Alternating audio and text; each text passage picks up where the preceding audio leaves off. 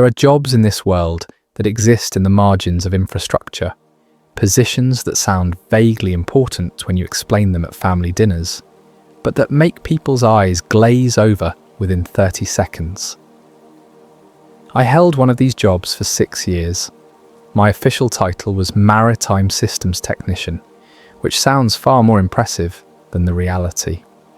What I actually did was maintain automated monitoring stations in offshore locations, buoys, weather instruments, data collection arrays positioned miles from any coastline. The work was exactly as boring as it sounds. Every assignment followed an identical pattern: boat transport to the site, visual inspection of the exterior housing, diagnostic check of all sensors and transmission equipment, replace battery cells if needed, download stored data, update firmware if scheduled, return to shore, file report, repeat in 2 months. The company I worked for, Coastal Environmental Monitoring Systems, held contracts with 3 different federal agencies. The stations we maintained collected ocean temperature data, monitored weather patterns, tracked shipping lane traffic, and performed a dozen other functions that fed into databases I never saw. My job was not to interpret the data. My job was to keep the equipment functioning so the data could be collected at all. Most people lasted 18 months in this position before transferring to something less isolating. The turnover rate was remarkable.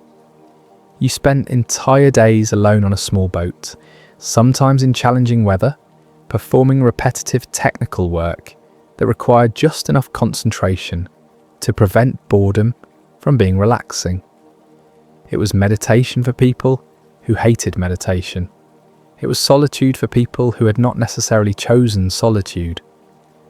I stayed because the isolation suited me.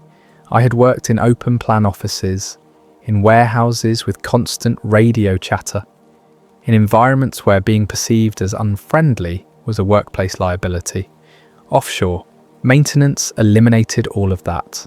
No meetings, no small talk, no performance reviews that hinged on whether you smiled enough during shift changes.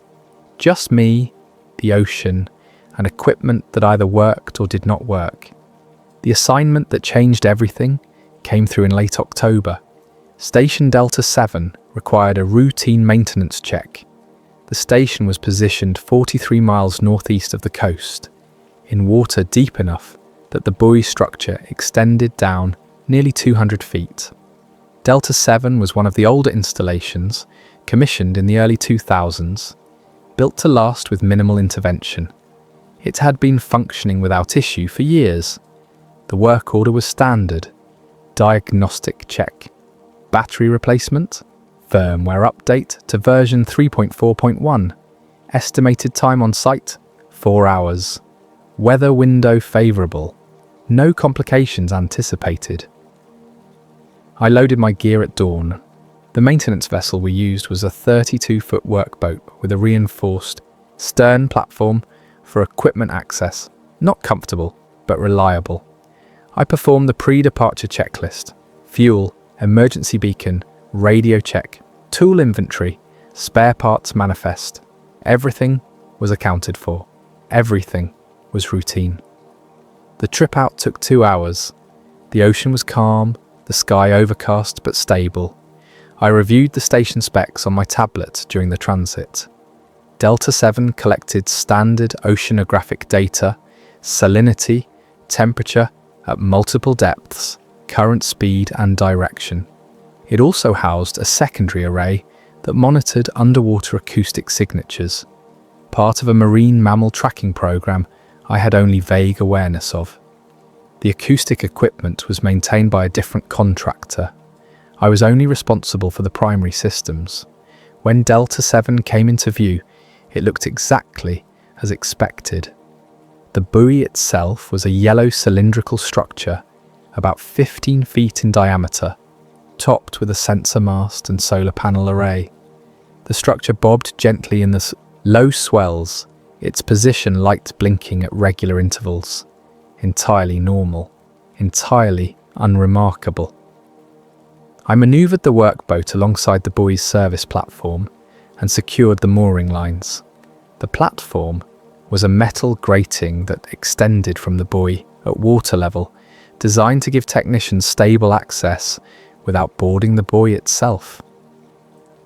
I shut down the boat engine and began unloading my equipment: diagnostic kit, battery modules, laptop, waterproof case containing printed maintenance protocols, because relying entirely on digital devices in a marine environment is how you end up stranded with a dead tablet and no backup. The first hour proceeded exactly as planned. I opened the primary access panel and connected my diagnostic interface. The system booted up normally, displaying all expected parameters. I worked through the checklist item by item.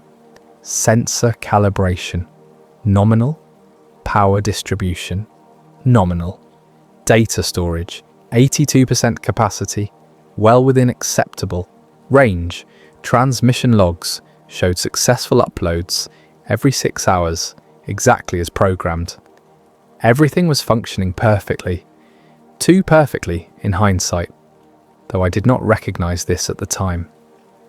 Chapter 1. The signal that didn't belong. I was 40 minutes into the battery replacement procedure when I noticed it. The diagnostic interface displayed a frequency spectrum analysis as part of the standard acoustic array check. This was not equipment I normally interacted with.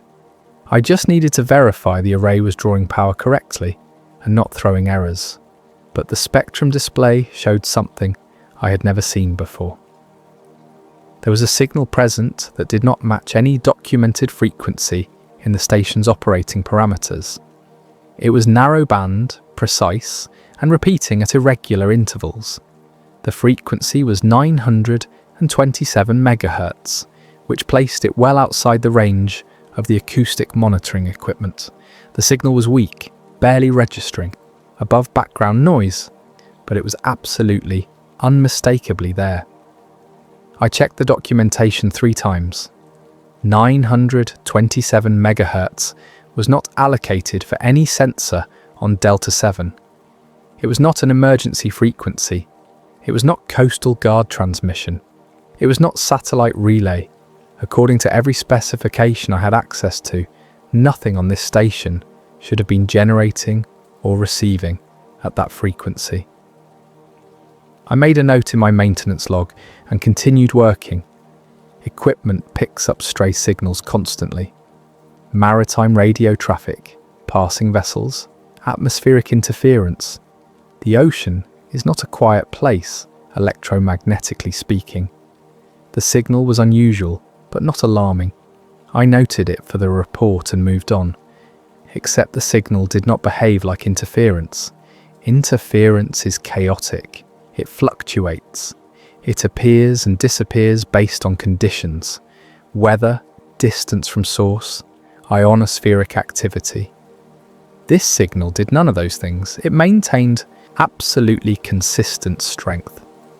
The repetition pattern was irregular, but not random. There was structure to it, even if I could not identify what that structure was. I spent 15 minutes trying to isolate the source. I disconnected the acoustic array entirely. The signal persisted. I powered down the secondary monitoring systems. The signal persisted. I shut down everything except core buoy functions, position beacon, basic telemetry. The signal was still there. Whatever was generating this signal, it was not part of Delta 7's equipment. I checked my own gear. Sometimes diagnostic tools generate harmonics or produce artifacts that appear as false signals. But my equipment was shielded and certified for maritime use. I powered everything down and used a handheld spectrum analyzer, a completely independent device with its own antenna. The signal showed up identically. It was real, it was external, and it was close. I documented everything with photographs and written notes. Frequency, signal strength, time of detection, equipment configuration. This was no longer routine maintenance. This was an anomaly, and anomalies required documentation. The protocol for unexpected findings was clear. Note the observation. Complete remaining maintenance tasks. Report upon return. Do not deviate from schedule unless immediate safety concern exists. The signal did not constitute a safety concern. It was not interfering with station operations. It was simply there, like background radiation or distant thunder. I made the decision to continue working, but I could not stop thinking about it. 927 megahertz, narrowband, repeating. Close enough to detect, but not strong enough to identify range or direction. What was transmitting? And more importantly, why here? Chapter 2. Equipment acting too helpful. I resumed the battery replacement procedure, but my attention was divided now. I kept the spectrum analyzer running on the platform beside me, watching the signal trace appear and disappear in its irregular pattern. The repetition intervals ranged from 20 seconds to just over 2 minutes. I could not identify any mathematical relationship between intervals. It was not random, but it was not predictable either. That was when I noticed the second anomaly. The navigation system on my workboat had turned itself on. I had shut down all non-essential systems after securing the mooring. Standard procedure: conserve battery, reduce electromagnetic interference with diagnostic equipment. But now, the chart's plotter screen was illuminated, showing my current position with unusual precision. Latitude and longitude displayed to 6 decimal places instead of the usual 4. The position accuracy indicator showed less than 1 meter of error, which was remarkable for a civilian GPS receiver in open ocean conditions. I stared at the screen for a long moment before turning it off manually. 2 minutes later it was on again. This time I checked the power connection. Secure. I checked the breaker panel. The navigation system circuit was in the off position. I physically disconnected the power cable from the back of the unit. The screen stayed on. That should have been impossible. The unit had no internal battery. It was hardwired to the boat's electrical system. Without power, the screen should have gone dark immediately. Instead, it continued displaying my position with that same unsettling precision. I disconnected my tablet from the buoy's diagnostic port and checked its battery percentage, 89%. I had been running intensive diagnostics for over 90 minutes. The battery should have been down to 70% at most. Instead, it had somehow gained charge. I looked at the solar panel array on top of the buoy. The day was overcast. Solar charging should have been minimal. But when I checked the buoy's power management logs, they showed optimal charging conditions, as if the panels were receiving full sunlight despite the cloud cover above me. Equipment was behaving in ways that benefited my work. Navigation more precise than it should be. Batteries maintaining charge longer than expected. Systems optimizing themselves without input. It felt less like malfunction and more like assistance. I ran a diagnostic on the buoy's primary computer. Error logs that should have required acknowledgement and clearing had resolved themselves. Timestamps showed they had been addressed 3 minutes before I even connected my interface. Temperature warnings that had appeared earlier in the diagnostic cycle now showed as false positives, retroactively corrected. The systems were not failing. They were anticipating, compensating, smoothing over irregularities before those irregularities could become problems. I thought about the signal. Narrow band, precise repeating. What if it was not a transmission in the traditional sense? What if it was something else, a monitoring frequency, a targeting beam, a way of observing without announcing presence?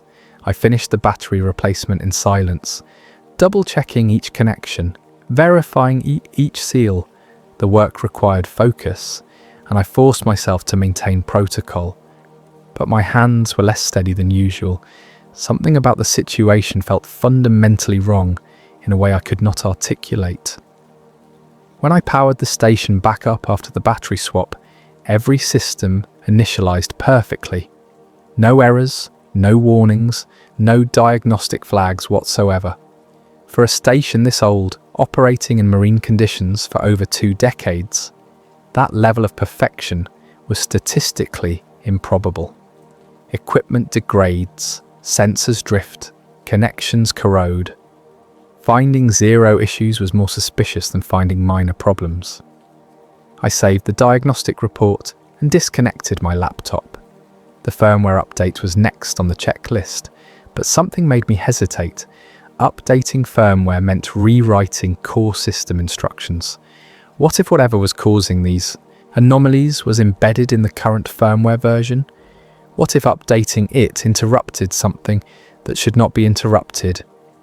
I had no rational justification for this concern. The firmware update was scheduled maintenance, tested and certified by the manufacturer, but the thought persisted anyway. I decided to postpone the update. I told myself it was because I wanted to investigate the signal anomaly first, but the truth was simpler. I was uncomfortable. The situation felt wrong, and I did not want to change anything until I understood what I was dealing with. Chapter 3. The shape beneath the water. The visual inspection was the final item on my checklist. I needed to examine the underwater portion of the buoy structure for biofouling, corrosion, and structural integrity. This required leaning over the service platform and looking down into the water. Simple in theory, dangerous in practice if you lost your balance. The water around Delta 7 was remarkably clear. That day, visibility extended down perhaps 60 or 70 feet before the depths became too dark to penetrate. The buoy's anchor cable descended straight down from the center of the structure, disappearing into shadow.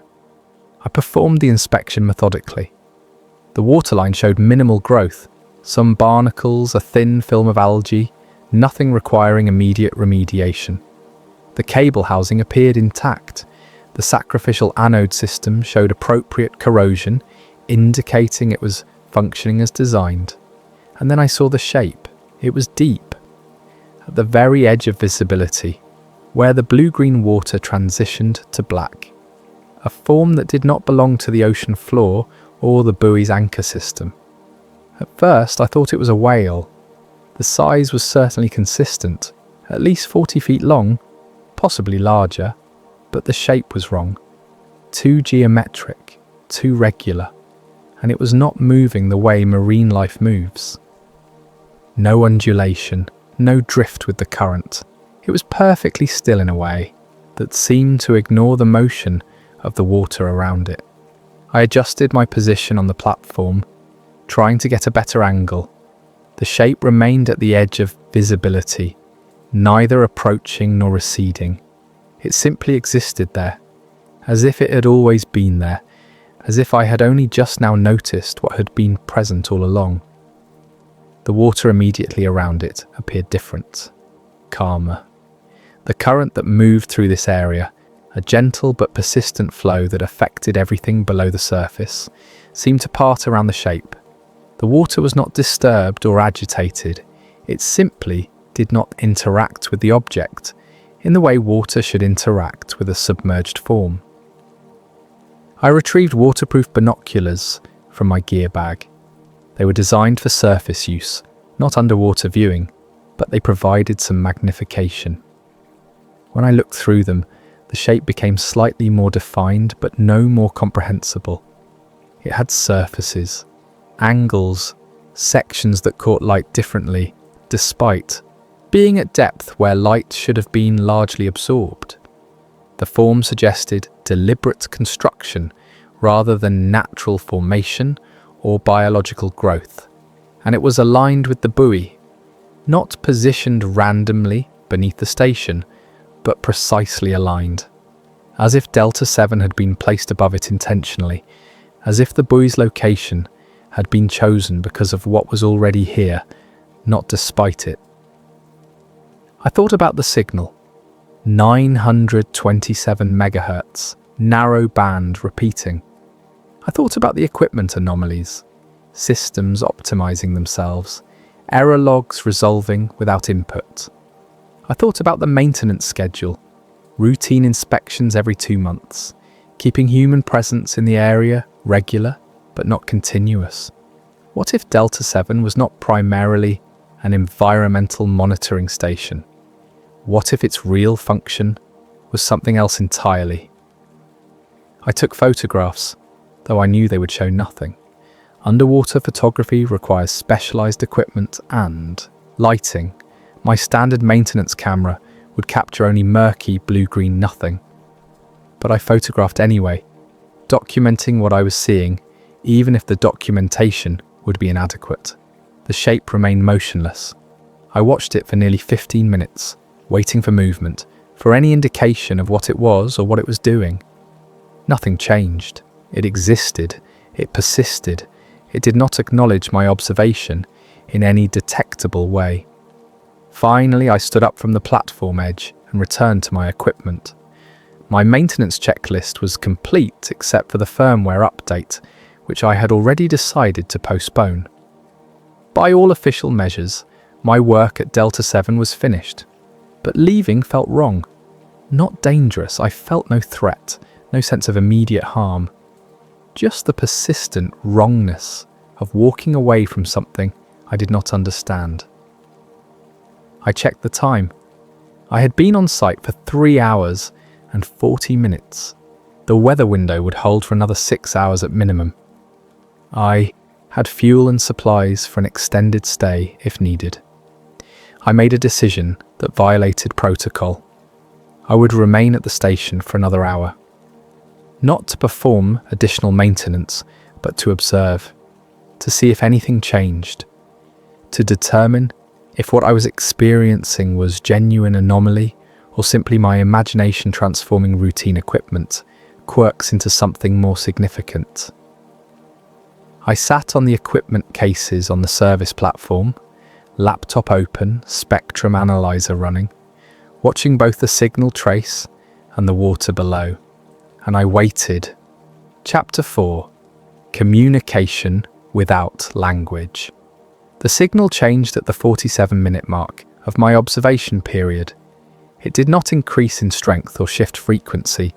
Instead, the pattern of repetition altered.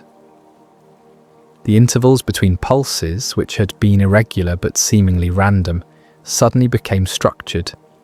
3 short pulses followed by a longer gap, then 2 pulses with a medium gap, then 4 pulses in rapid succession. It was not Morse code. It was not any communication protocol I recognized, but it was unmistakably intentional. I moved closer to the edge of the platform. The signal pattern shifted again. 5 rapid pulses, long gap, single pulse, medium gap. I stepped back toward my equipment. The pattern returned to something closer to its original, irregular structure. It was responding to my position. I tested this systematically. When I moved toward the buoy's northern access panel, the signal increased its pulse frequency. When I moved south, the frequency decreased. When I remained stationary, the pattern stabilized into something almost rhythmic. The signal was not being broadcast outward to be received by distant equipment. It was reacting to proximity, to my proximity specifically, or perhaps to any human presence in the area. I spoke aloud. "I can detect your signal." The pattern did not change. I tried different phrasings, different tones, no response. Whatever was generating the signal either could not hear me or had no interest in auditory communication. But when I moved my hand near the diagnostic port on the buoy, the signal pattern became sharp and rapid. When I pulled my hand away, it returned to baseline. It was tracking my interaction with the station systems. A thought occurred to me that I immediately tried to dismiss but could not. The signal was not communication in the sense of transmitting information from sender to receiver. It was more fundamental than that. It was awareness, acknowledgement, the electromagnetic equivalent of making eye contact. Something was aware I was here. I looked down at the water again. The shape remained at the edge of visibility, unchanged. But now I noticed something I had missed before. The anchor cable that descended from Delta 7 did not terminate at the ocean floor. It extended downward into the darkness, yes, but its angle was wrong. Anchor cables hang vertically under tension. This cable curved slightly, as if drawn towards something offset from the buoy's position, as if the cable was not anchored to the seabed at all, but to something else entirely. I retrieved my maintenance documentation and found the technical drawings for Delta 7. The anchor system specifications indicated a depth of 160 feet to the ocean floor in this location. The cable length was listed as 180 feet, providing appropriate scope for a secure mooring. I took a depth reading using the boat's sonar. The ocean floor was 340 feet below me. The specifications were wrong, or they had been changed, or Delta 7 was not anchored to the bottom at all. I felt a sensation that I can only describe as certainty without source. Not intuition, not deduction, but simple knowledge that appeared fully formed in my mind. The shape beneath the water was not a separate object that happened to be near the buoy. The buoy was tethered to it. Delta 7 was not monitoring the ocean. It was monitoring whatever was down there, or perhaps it was being monitored by it. The maintenance schedule suddenly made terrible sense. Regular inspections every 2 months, human presence in the area at predictable intervals, giving something opportunities to observe us while we believed we were observing it. I thought about the equipment anomalies again, systems optimizing themselves, navigation improving beyond normal specifications, batteries maintaining charge impossibly well. What if those were not malfunctions? What if they were interactions? A submerged intelligence making itself helpful, smoothing over complications, making the human technician's job easier. Why? To encourage us to keep coming back? To maintain the relationship? To study us more effectively? The signal pattern changed again. This time it held steady, a consistent rhythm, neither increasing nor decreasing, regardless of my position. As if whatever was generating it had finished observing and was now simply maintaining presence. I should have left then. I should have collected my equipment, untied the mooring lines, and returned to shore immediately.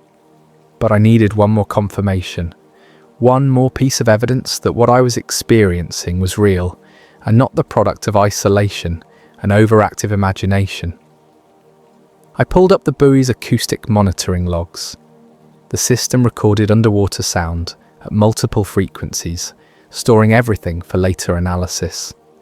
If the shape below was producing any noise, mechanical sounds, biological signatures, anything, it would be captured in these logs. I filtered the data to show only the previous 6 hours. The timeline showed exactly what I expected to see. Ocean ambient noise, biological activity, whales at distance, smaller marine life nearby, boat engine sounds during my arrival and mooring. And underneath all of that, a consistent low-frequency tone that should not have been there. It was below the range of human hearing, subsonic, but it was present in every recording, stretching back through the stored data. I scrolled backward through weeks of logs. The tone was always there, constant, unchanging, as if something below the station was maintaining a continuous acoustic presence, marking its territory, announcing itself to anything with sensors capable of detection. We had been recording it for years. Every 2 months, when technicians like me came out to service the equipment, we downloaded these logs and sent them back to shore. Someone had been reviewing this data. Someone had seen this tone, and no one had ever mentioned it in any maintenance report or technical advisory I had received. Either they had not noticed, which seemed unlikely given how prominent the signature was, or they had noticed and chosen not to say anything. Both possibilities were equally disturbing. Chapter 5. The log that rewrites itself. I documented everything in my maintenance log. The signal at 927 MHz. The equipment optimizations. The shape beneath the water. The subsonic tone in the acoustic recordings. The anchor depth discrepancy. Every observation, every measurement, every timestamp. The log entry was thorough and professional. I included no speculation, no interpretation, just factual description of what I had observed and measured. This was protocol. Anomalies must be reported exactly as encountered. I saved the document and backed it up to 3 separate storage locations: my laptop, a USB drive, and the cloud storage system maintained by the company. Then I began preparing for departure. The sun was lower now. I needed to return before dark. As I was disconnecting the diagnostic equipment, my laptop chimed with a sync notification. The cloud backup had updated. I glanced at the screen and saw that my maintenance log file showed as modified 2 minutes ago. I had not touched it in 20 minutes. I opened the document. The entry was still there, but the wording had changed. Not dramatically. The facts were mostly intact, but the tone was different, softened. My description of unknown signal at 927 MHz now read, possible interference pattern detected at 927 MHz. My note about anchor depth discrepancy had become sonar reading inconsistent with specifications, suggest equipment calibration. The shape beneath the water was no longer mentioned at all. I checked the document properties, last modified by my user account from my laptop 2 minutes ago, but I had not modified anything. The file had rewritten itself. I immediately pulled up my USB backup. Identical changes. I checked my laptop's local copy. Same modifications. Only one possibility remained. I had not saved the original version before these changes occurred. What I remembered writing was not what the file now contained. Either I was misremembering my own documentation, or something had altered the files faster than I could create. Backups.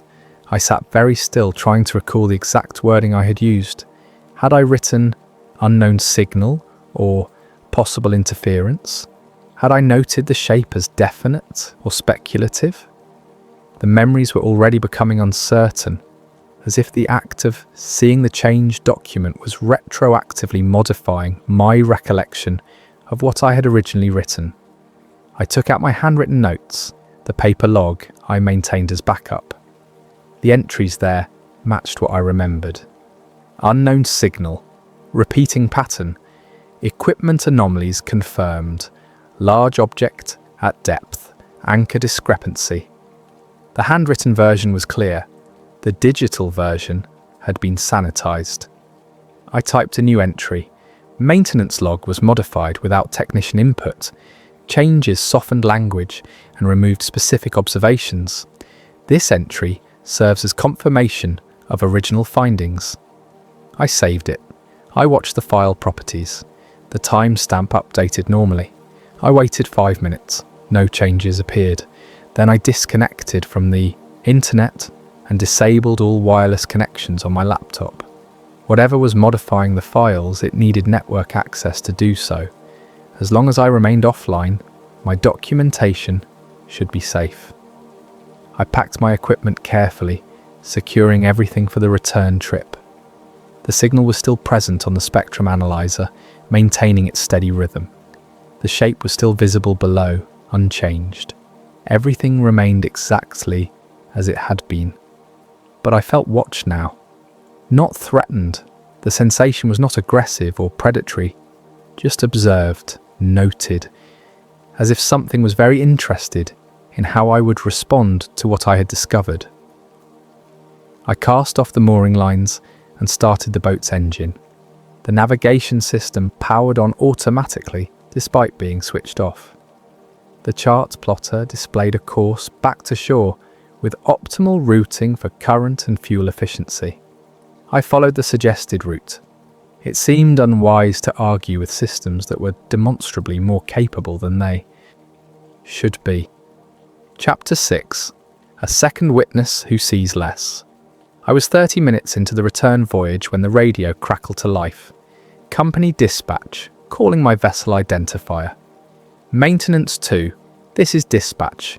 We show you departed Delta 7 station. Confirming completion of scheduled service. I reached for the radio handset. Dispatch Maintenance 2 confirmed. Departing station now. Estimate arrival at dock in 90 minutes. Copy that, Maintenance 2, be advised. Maintenance 4 is being diverted to Delta 7 for supplemental inspection. Technical department flagged your preliminary diagnostics for review. I felt my grip tighten on the handset. Dispatch, what preliminary diagnostics? I have not transmitted any reports yet. A pause. Then Maintenance 2, we show diagnostic upload at 14:23 hours. Standard telemetry data. Technical wants a secondary inspection to verify sensor readings. Maintenance 4 is already en route to 14:23. That was 40 minutes ago while I was still observing the signal patterns. I had not transmitted anything, but something had sent data back to shore using my credentials and equipment. Understood, dispatch. Maintenance 2 continuing to home dock. I switched off the radio before they could respond. Maintenance 4 was Brandon Collier, a technician who had been with the company for 8 months. Competent, by the book, and completely inexperienced with actual anomalies. If something wanted a second observer at Delta 7, someone who would document conditions without recognizing what they were documenting, Brandon was the perfect choice. I increased speed, pushing the workboat harder than normal conditions warranted. I needed to be at the dock when Brandon returned. I needed to compare our observations before anyone else could influence the record. The sun was setting when I secured the boat at the company marina. I offloaded my equipment into the maintenance shop and immediately checked my computer. The internet connection re-established automatically. Within seconds, my maintenance log file updated again. The new entry I had written, the one documenting unauthorized modifications, was gone. The file now showed a routine service report with minor equipment notes and no mention of anomalies whatsoever. I pulled out my handwritten notes and photographed every page with my phone. Then I uploaded the photos to a personal email account unconnected to my work. If the digital records could be altered, paper evidence needed to exist outside the system. Brandon's boat arrived 2 hours later, just after dark. I met him at the dock as he was tying off. "How was Delta 7?" I asked, keeping my tone casual. He shrugged while securing the mooring line. "Standard service, clean bill of health. Actually, cleanest station I have seen in months. 0 errors, perfect calibration. Almost suspicious how well everything was running." "Did you notice anything unusual? Any signals you could not account for?" Brandon paused, thinking. "No, all frequencies normal." "Why? Did you flag something in your report?" "Just curious. Sometimes equipment acts strangely in the afternoon heat." He nodded. "Everything was normal when I was there. Took me under 2 hours, actually. Quickest inspection I have done." "Did you check the underwater structure?" "Visual inspection, yeah. Standard biofouling. Nothing remarkable. Water was kind of murky, though. Visibility was maybe 20 feet, 30 at most." 20 feet. I had seen clearly down to 70 feet. The water had been dramatically different for him. "Did you run acoustic logs?" I asked. "Just a standard check, all nominal. Marine life activity, boat traffic, nothing unusual." He hefted his equipment bag. I need to get this gear stored. You doing okay? You seem kind of focused on Delta 7 specifically. Just thorough, I said. Good to buy thorough. He nodded and headed toward the maintenance shop. I watched him go, processing what I had just learned. Brandon had been at the same station, hours after me. He had examined the same equipment, looked at the same water, accessed the same diagnostic systems, and he had seen nothing unusual. Not because he was unobservant, but because nothing unusual had been presented to him. The water had been murky for him, clear for me. The acoustic logs had been normal for him, anomalous for me. The equipment had been routine for him, optimized and helpful for me. We had been shown different versions of reality. Whoever or whatever was operating at Delta 7 had the capability to selectively reveal itself. And it had chosen to reveal itself to me while remaining hidden from Brandon. The question was, why? Chapter 7. The unscheduled shutdown. 3 days later, I received a notification that Delta 7 had experienced an unscheduled shutdown. The alert came through at 2 a.m, a text message from the automated monitoring system. Station offline. All sensors non-responsive. Duration unknown. Technical team alerted. By morning, the station was back online. The official report described the incident as a power management fault, likely caused by storm conditions affecting the solar array. Systems had automatically rebooted after temporary loss of charging capacity, but there had been no storm. Weather data for the area showed calm conditions throughout the night, and the shutdown duration was listed as exactly 12 minutes, too precise for a random power fault, too brief for a genuine system failure. I checked the timestamps. The shutdown had begun at exactly 0100 hours, military precision timing, and it had ended at 0112. 12 minutes. What could happen in 12 minutes? I thought about the shape beneath the water, the anchor cable that did not reach the seabed, the signal that responded to proximity. What if the shutdown was not a malfunction, but a maintenance window? What if whatever was down there needed the surface equipment offline periodically? I pulled up historical records for Delta 7. Over the previous 5 years, the station had experienced 17 unscheduled shutdowns. Every single one had occurred between midnight and 3 a.m. Every single one had lasted between 10 and 15 minutes. Every single one had been explained as power management issues, sensor faults, or environmental factors. 17 perfect maintenance windows, spaced irregularly throughout 5 years, all explained away as unrelated technical problems. I checked other stations in the monitoring network. None of them showed similar patterns. The occasional genuine failure, yes, but nothing with the mathematical regularity of Delta 7 shutdowns. That station was being serviced, not by human technicians, but by something else, and the shutdowns ensured no telemetry data existed for those brief windows. Whatever happened during those 12 minutes left no official record.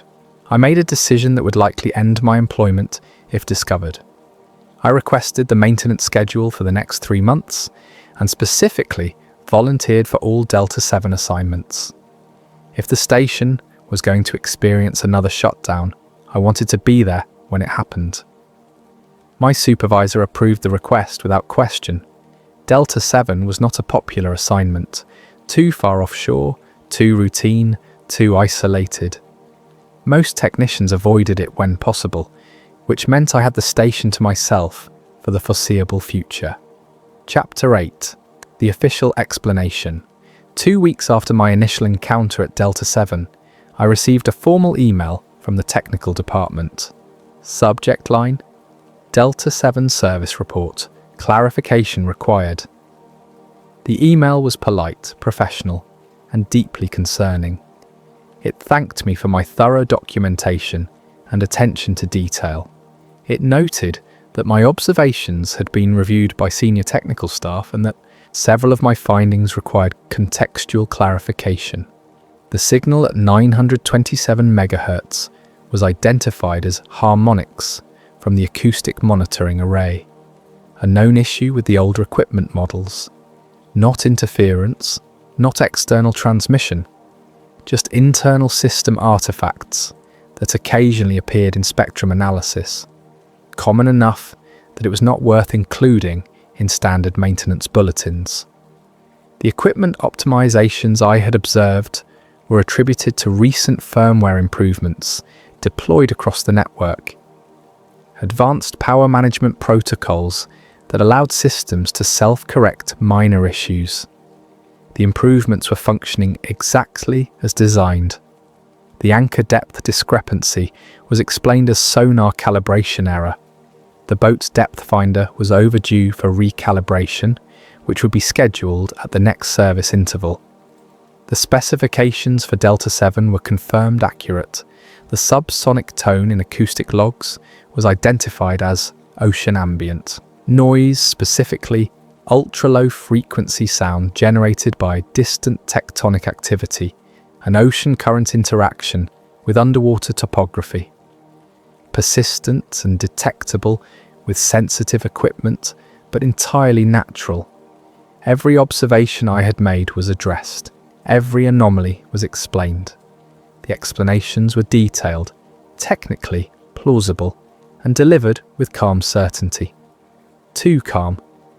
The email concluded by commending my vigilance and suggesting that offshore work could sometimes lead to pattern recognition where no patterns existed.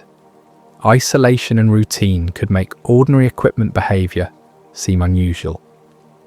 I was encouraged to take a few days off if I felt fatigued. The entire message read like it had been written to check boxes rather than address genuine concerns. I typed a response questioning several of the explanations, specifically the sonar calibration issue and the timing of the firmware updates. I provided additional details from my handwritten notes. The email failed to send, server error. I tried again, same result. I saved the draft and logged out. When I logged back in 20 minutes later, the draft was gone. The company email system showed no record of my attempted response. I printed the original email and filed it with my handwritten documentation. Then I stopped attempting to challenge the official narrative through work channels. If they wanted to explain everything away, let them. I would continue my own investigation independently. Chapter 9. The pattern revealed. Over the next 6 weeks, I serviced Delta 7 4 times. Each visit revealed minor variations on the same themes. The signal was always present, though sometimes more active than others. The equipment always optimized itself in subtle ways. The shape beneath the water remained exactly where it had been, never moving, never changing. And I began to notice patterns in other stations' records. During the quiet hours at the maintenance shop, I pulled historical data for the entire monitoring network, 73 stations spread across 600 miles of coastline. I was looking for anomalies similar to what I had experienced at Delta 7. What I found was a constellation of quiet strangeness. Station Delta 12, positioned 40 miles south of Delta 7, 8 unscheduled shutdowns over 3 years, all between midnight and 3 in the morning. Station Charlie 9, 90 miles northwest. Acoustic logs showing persistent subsonic tones identical to what I had recorded. Station Echo 3, at the northern extent of the network. Multiple maintenance reports mentioning equipment that optimized itself. Explanations attributing it to firmware updates that were supposedly deployed but that no technician remembered installing. 14 stations in total showed similar patterns. Not all of them. Not even most of them. Just enough to be statistically improbable, spread across the network like coordinates on a map. When I plotted their locations, something remarkable emerged. The stations formed a loose chain along the continental shelf, positioned where the ocean floor dropped from shallow coastal depths to the deep ocean basin. Every anomalous station was located at that transition point, where the continental shelf ended and the true deep ocean began. They were marking a boundary. I found maintenance records going back to the network's inception in the late 1990s. The anomalous stations had been anomalous from the beginning. The patterns I was observing were not recent developments. They had been present for 27 years. Someone had built a monitoring network along the continental shelf. They had deployed it under the guise of environmental research, and for nearly 3 decades, that network had been documenting something that was never discussed in official reports. The maintenance windows, the equipment optimizations, the subsonic markers, all of it was communication. Not human to human, but human to something else. A system of regular contact, predictable interaction, sustained presence. We were not monitoring the ocean. We were maintaining a relationship. With what? I had my theories. Submerged intelligence, post-biological entities, human-designed systems that had evolved beyond their original parameters. None of the theories were comforting, but one thing was certain. Whatever was happening at these stations, it had been happening for my entire career. I had serviced dozens of stations over 6 years. How many had I visited that were part of this hidden network? How many times had I been observed without realizing it? The thought was both terrifying and strangely mundane. This was my job. I had been doing it correctly. The only difference now was awareness. Epilogue. What the boy was really doing. I am still employed by Coastal Environmental Monitoring Systems. I still service Delta 7 every 6 to 8 weeks. I still file maintenance reports that describe routine operations and minor equipment adjustments. Nothing has changed, officially. But I understand now what Delta 7 actually is. What all these stations are. They are not observing the ocean. They are servicing something that was already here. Something submerged. Something patient. Something that requires regular contact with the surface, but never breaks that surface itself. The stations provide power. They provide data upload capabilities. They provide a reason for humans to visit predictable locations at regular intervals. They are interface points, service contracts, a maintenance schedule for infrastructure that extends far deeper than the buoy structures visible above water. We think we are monitoring the environment. In reality, we are technicians maintaining systems we do not fully understand for purposes that are never fully explained. And the most disturbing realization, it works. The system functions, the data flows, the relationships persist, no one is harmed, no one is threatened. The arrangement is so perfectly calibrated that most technicians retire without ever noticing anything unusual. I notice, I document, I continue working, because what else is there to do? The official explanations are available for anyone who wants comfort. Firmware updates, sensor artifacts, calibration drift. The narrative is there, complete and professionally presented. But I have my handwritten notes.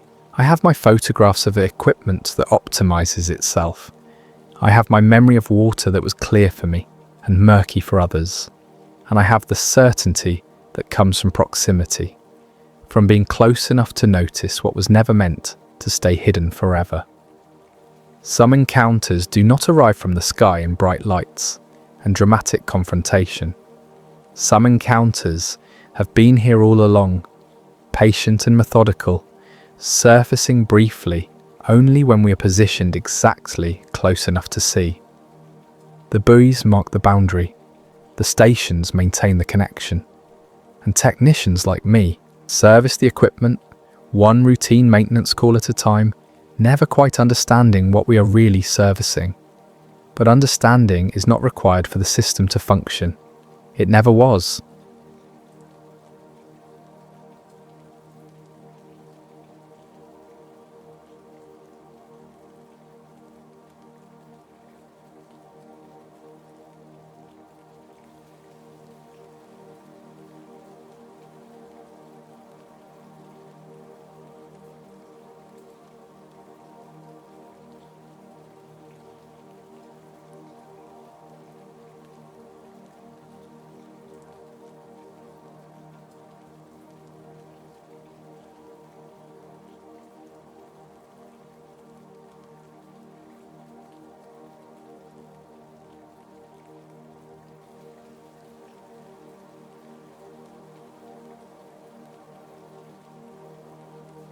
Before we begin tonight's story, I want to take just a moment to ask for your support.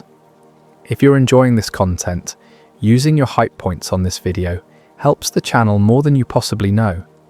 It genuinely makes a difference in reaching new listeners. If you're tuning in on Spotify, leaving a review also helps out tremendously. And if you feel like it, drop a comment letting me know what time it is where you are and where in the world you're listening from. We absolutely love seeing where everyone is tuning in from across the globe. Finally, if you enjoy this kind of content, subscribing really does help us continue making these stories for you. Now let's begin. There are encounters that arrive in blazing light, descending from the heavens with undeniable force. Ships hovering over cities, beings stepping from crafts into clearings, moments that shatter reality and demand acknowledgement. This is not that kind of story. This is about the signal that came quietly. The one that understood silence. The one that knew exactly when to appear and, more importantly, when to hide. This is about the night shift nobody talks about. The data nobody was supposed to notice. And the growing certainty that observation itself might be the only form of contact we were ever meant to have. Because not all encounters arrive in the sky, some arrive through data. Chapter 1. A routine. Anomaly.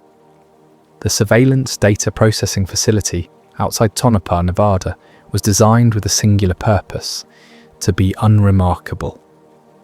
The building itself looked like a standard industrial warehouse from the highway, complete with faded paint and a gravel parking lot that suggested decades of benign neglect.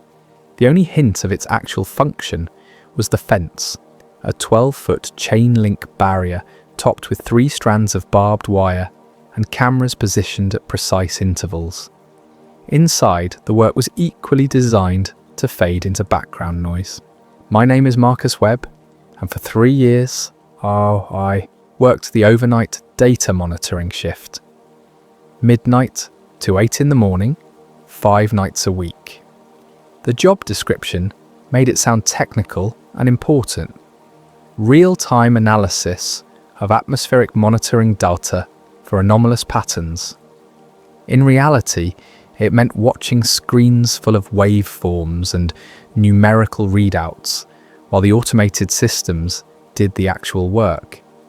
The facility processed data from various monitoring stations scattered across the southwest.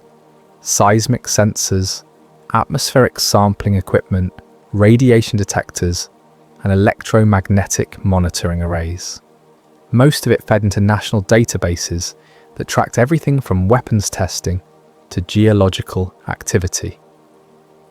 My job was to babysit the pipeline and flag anything the automated filters might miss. They designed the work to be boring.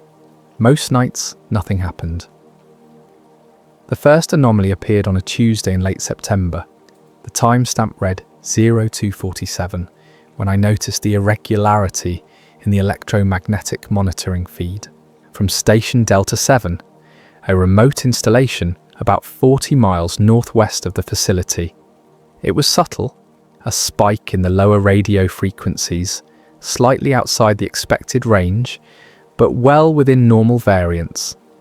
The kind of thing that could be atmospheric interference, a passing aircraft, or a hiccup in the equipment itself. The automated system logged it, but didn't flag it. No alarms, no alerts. I watched the waveform for about 90 seconds. The spike held steady, then dropped back to baseline, as smoothly as it had appeared. Total duration, approximately 3 minutes. I made a note in my shift log.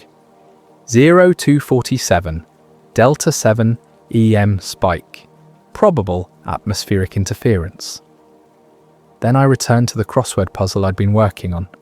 No urgency, no fear, just a note. The rest of the shift passed in the usual silence. The building's climate control system hummed its constant background drone. Somewhere in the mechanical room, a fan bearing made its familiar rhythmic squeak. Through the reinforced windows, I could see nothing but darkness and the distant glow of Henderson on the horizon. I went home at 8, slept through the afternoon, and returned that night expecting more of the same.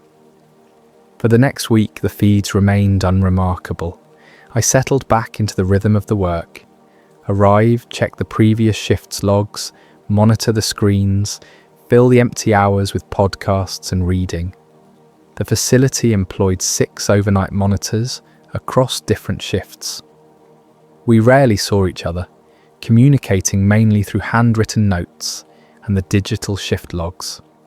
On the following Wednesday, 10 days after the initial spike, it happened again. 0241. Station Delta 7. Same frequency range, same smooth onset and decline, same approximate 3-minute duration. I leaned closer to my monitor, pulling up the detailed spectrographic analysis. The signature was nearly identical to the first occurrence. Not exactly the same. There were minor variations in amplitude, but the overall shape of the event matched with unusual precision.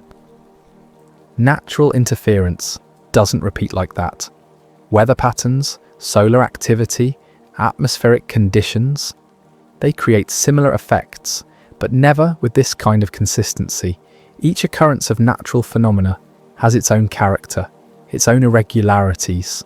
This looked more like a recording being played twice. I pulled up the archived data from the first spike and placed the two events side by side. The correlation was remarkable. Whoever reviewed this data later might dismiss it as the same type of interference recurring under similar conditions. But the similarity troubled me. I expanded my search, pulling data from the surrounding stations. Delta 5 and Delta 9, the nearest installations to Delta 7, showed nothing unusual during either event. Whatever generated the signal was localized, affecting only one monitoring point. For the first time I felt a whisper of unease. I updated. My log? 0241, Delta 7 EM spike, similar to event from 10 days prior. Signature correlation approximately 95%. Recommend equipment diagnostic. The night continued. The screens scrolled their endless data. The building maintained its mechanical breathing. But I kept glancing back at those two waveforms, wondering what I was actually seeing. Chapter 2. The Return. Over the following month, the signal appeared 6 more times, always at Station Delta 7, always in the early morning hours, between 2 and 3, always with that same smooth onset, 3-minute duration and clean decline. Each appearance showed minor variations, amplitude fluctuations, slight frequency drift, but the fundamental signature remained consistent. More importantly, the variations themselves seemed purposeful. The signal wasn't degrading or strengthening. It was adjusting. I began documenting each occurrence with increased detail, noting not just the basic parameters, but also the subtle differences between events. The frequency would shift slightly higher or lower. The amplitude would pulse in different patterns. The timing between appearances gradually shortened from 10 days to 8, then to 6. The signal was learning, or testing, or both. I submitted equipment diagnostic requests after the third occurrence. The response came back clean, all systems functioning within normal parameters. I submitted a formal report after the fifth occurrence, detailing the pattern and requesting analysis. The report was acknowledged, filed, and never mentioned again. The system was designed to handle anomalies that broke clear thresholds. This signal was too subtle, too brief, too technically unremarkable to trigger the bureaucratic machinery that might investigate it seriously. On November 12th, during the eighth occurrence, I tried something different. When the signal appeared at 0233, I immediately activated the high resolution recording mode for Delta 7, capturing data at 10 times the normal sampling rate. The system usually reserved this mode for confirmed events, meteor strikes, seismic activity, weapons tests. Using it for an unverified anomaly violated protocol. But I needed better data. The signal responded. Within 30 seconds of activating high-resolution mode, the frequency shifted. Not dramatically, just a subtle slide upward in the spectrum, as if the source had detected the increased scrutiny and adjusted its output accordingly. I sat frozen, watching the real-time spectrograph. This wasn't atmospheric interference. This wasn't equipment malfunction. This was reactive behavior. The signal held its new frequency for 90 seconds, then dropped back to baseline exactly as before. Total duration, 3 minutes, same as always. I deactivated the high-resolution mode and sat in the humming silence of the monitoring room, trying to construct a rational explanation for what I'd just witnessed. Equipment could malfunction in reactive ways, feedback loops, calibration errors, electromagnetic interference from the monitoring systems themselves. But none of those explanations felt adequate. The signal knew it was being watched more closely, and it had changed in response. I typed up a detailed incident report, describing the reactive frequency shift and recommending immediate investigation. I marked it priority, submitted it through official channels, and waited. 3 days later, I received a response. Report reviewed. Event classified as equipment interaction. No further action required. They weren't going to investigate. They weren't going to send anyone. The signal would remain my problem, my mystery, my slowly building obsession. Chapter 3. The Pattern. December brought cold nights and crystalline skies over the Nevada desert. The signal continued its pattern, appearing every 5 to 6 days now, always during my shift, always at Station Delta 7. I began, arriving early, reviewing the previous shift's data for any sign of the signal appearing when I wasn't present. Nothing. Either it only occurred during my overnight hours or the other monitors weren't noticing it. Given how subtle the signature was, the latter seemed more likely, but I started to suspect the former. The signal avoided peak operational hours. During the day, when management was present and multiple systems ran active monitoring protocols, it never appeared. It emerged during the transitions, the quiet hours when automation ruled and human oversight was minimal. It knew when it could go unnoticed. I began mapping its behavior more carefully, creating spreadsheets that tracked every parameter I could measure. Frequency range, amplitude, duration, time of occurrence, atmospheric conditions, solar activity, seismic background. I was looking for the trigger, the external factor that might explain the pattern. Instead, I found something else. The signal appeared to time itself around system maintenance cycles. Every monitoring station ran automated diagnostic routines at scheduled intervals. Calibration checks, sensor resets, data buffer dumps. These routines created brief windows when the systems were technically active, but not fully attentive, processing their own maintenance rather than watching for anomalies. The signal appeared during these windows. Not every time, that would be too obvious, but often enough that the correlation couldn't be coincidence. It was exploiting gaps in our attention, moments when the automated systems were looking inward rather than outward. This required knowledge of our operations. On December 19th, I decided to break protocol more seriously. I'd been documenting the signal for nearly 3 months. I had data, patterns, analysis, but I had no one to share it with who would take it seriously. During my lunch break, a lonely hour spent in the facility's break room at 4 a.m, I drafted an email to the National Radio Astronomy Observatory. I described the signal in technical terms, omitted any mention of its reactive behaviour, and framed it as a potential astronomical phenomenon that our equipment had detected. I sent it from my personal email address, carefully separating it from my official capacity. The response came 2 days later. Thank you for your interest, but without precise coordinates and continuous monitoring data, they couldn't prioritise investigation. They received hundreds of similar reports annually. Most were interference, equipment errors, or misidentified natural phenomena. I was on my own.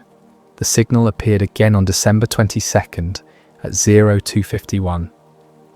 This time, I tried something new. Instead of just recording, I transmitted. Using the facility's emergency broadcast system, normally reserved for alerting remote field stations about dangerous conditions, I sent a simple, repeating tone on the same frequency band the signal occupied. 3 short pulses, a pause, 3 more pulses, the universal pattern of intelligent communication. The response was immediate and unsettling. The signal stopped. For exactly 60 seconds, the electromagnetic spectrum went completely silent. Not just the anomalous signal, everything in that frequency range disappeared as if something had muted the entire channel. Then the signal returned but altered.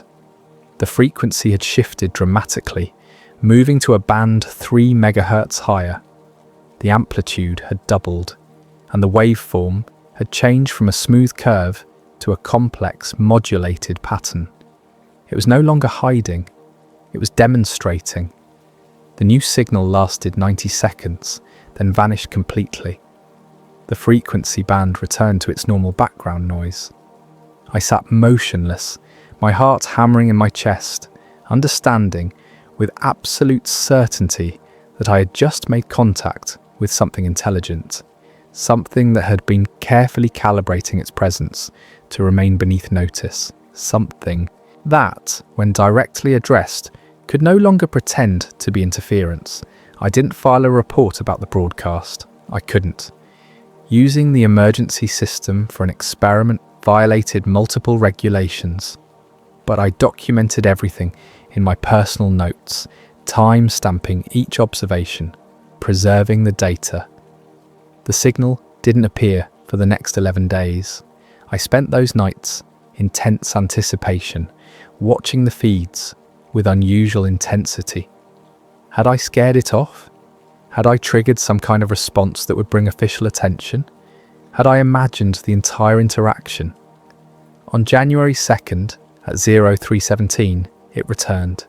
Different frequency, different pattern, but unmistakably the same intelligence behind it.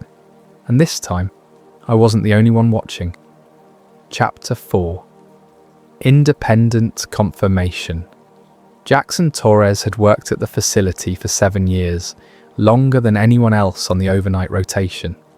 He was a quiet man in his 50s, former Air Force communications specialist, the kind of person who preferred silence to small talk.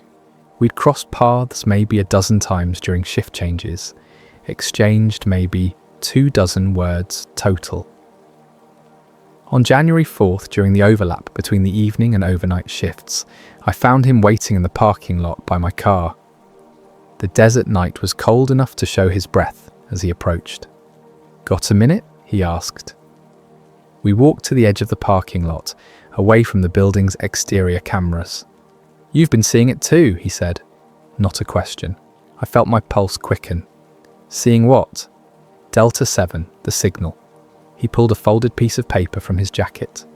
I saw your logs, the equipment diagnostics you requested, the high-resolution captures. I said nothing, waiting. I saw the same thing 6 weeks ago, Jackson continued.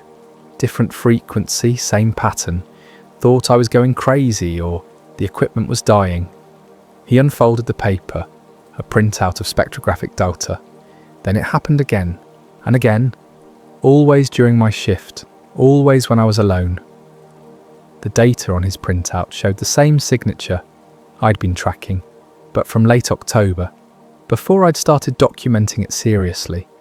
You didn't report it, I said. I did. First 2 times. Jackson's expression was carefully neutral. Got the same response you did. Equipment interaction. No action required.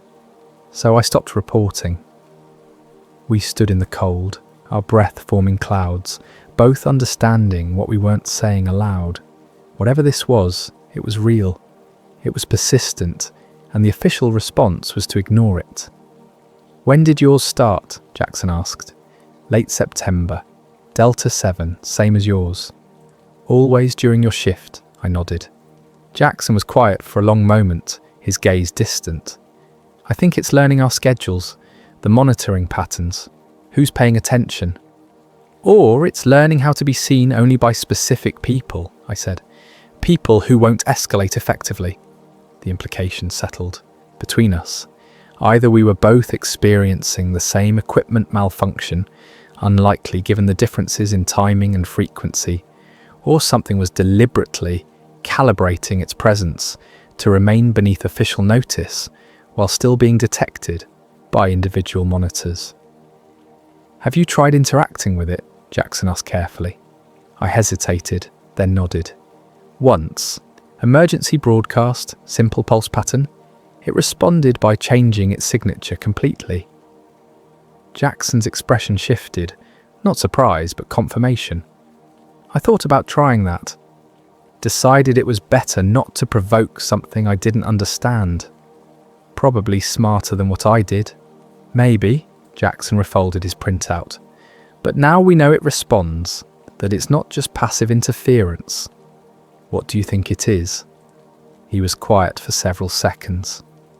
I spent 15 years in Air Force communications, monitored everything from Soviet satellite transmissions to atmospheric research balloons.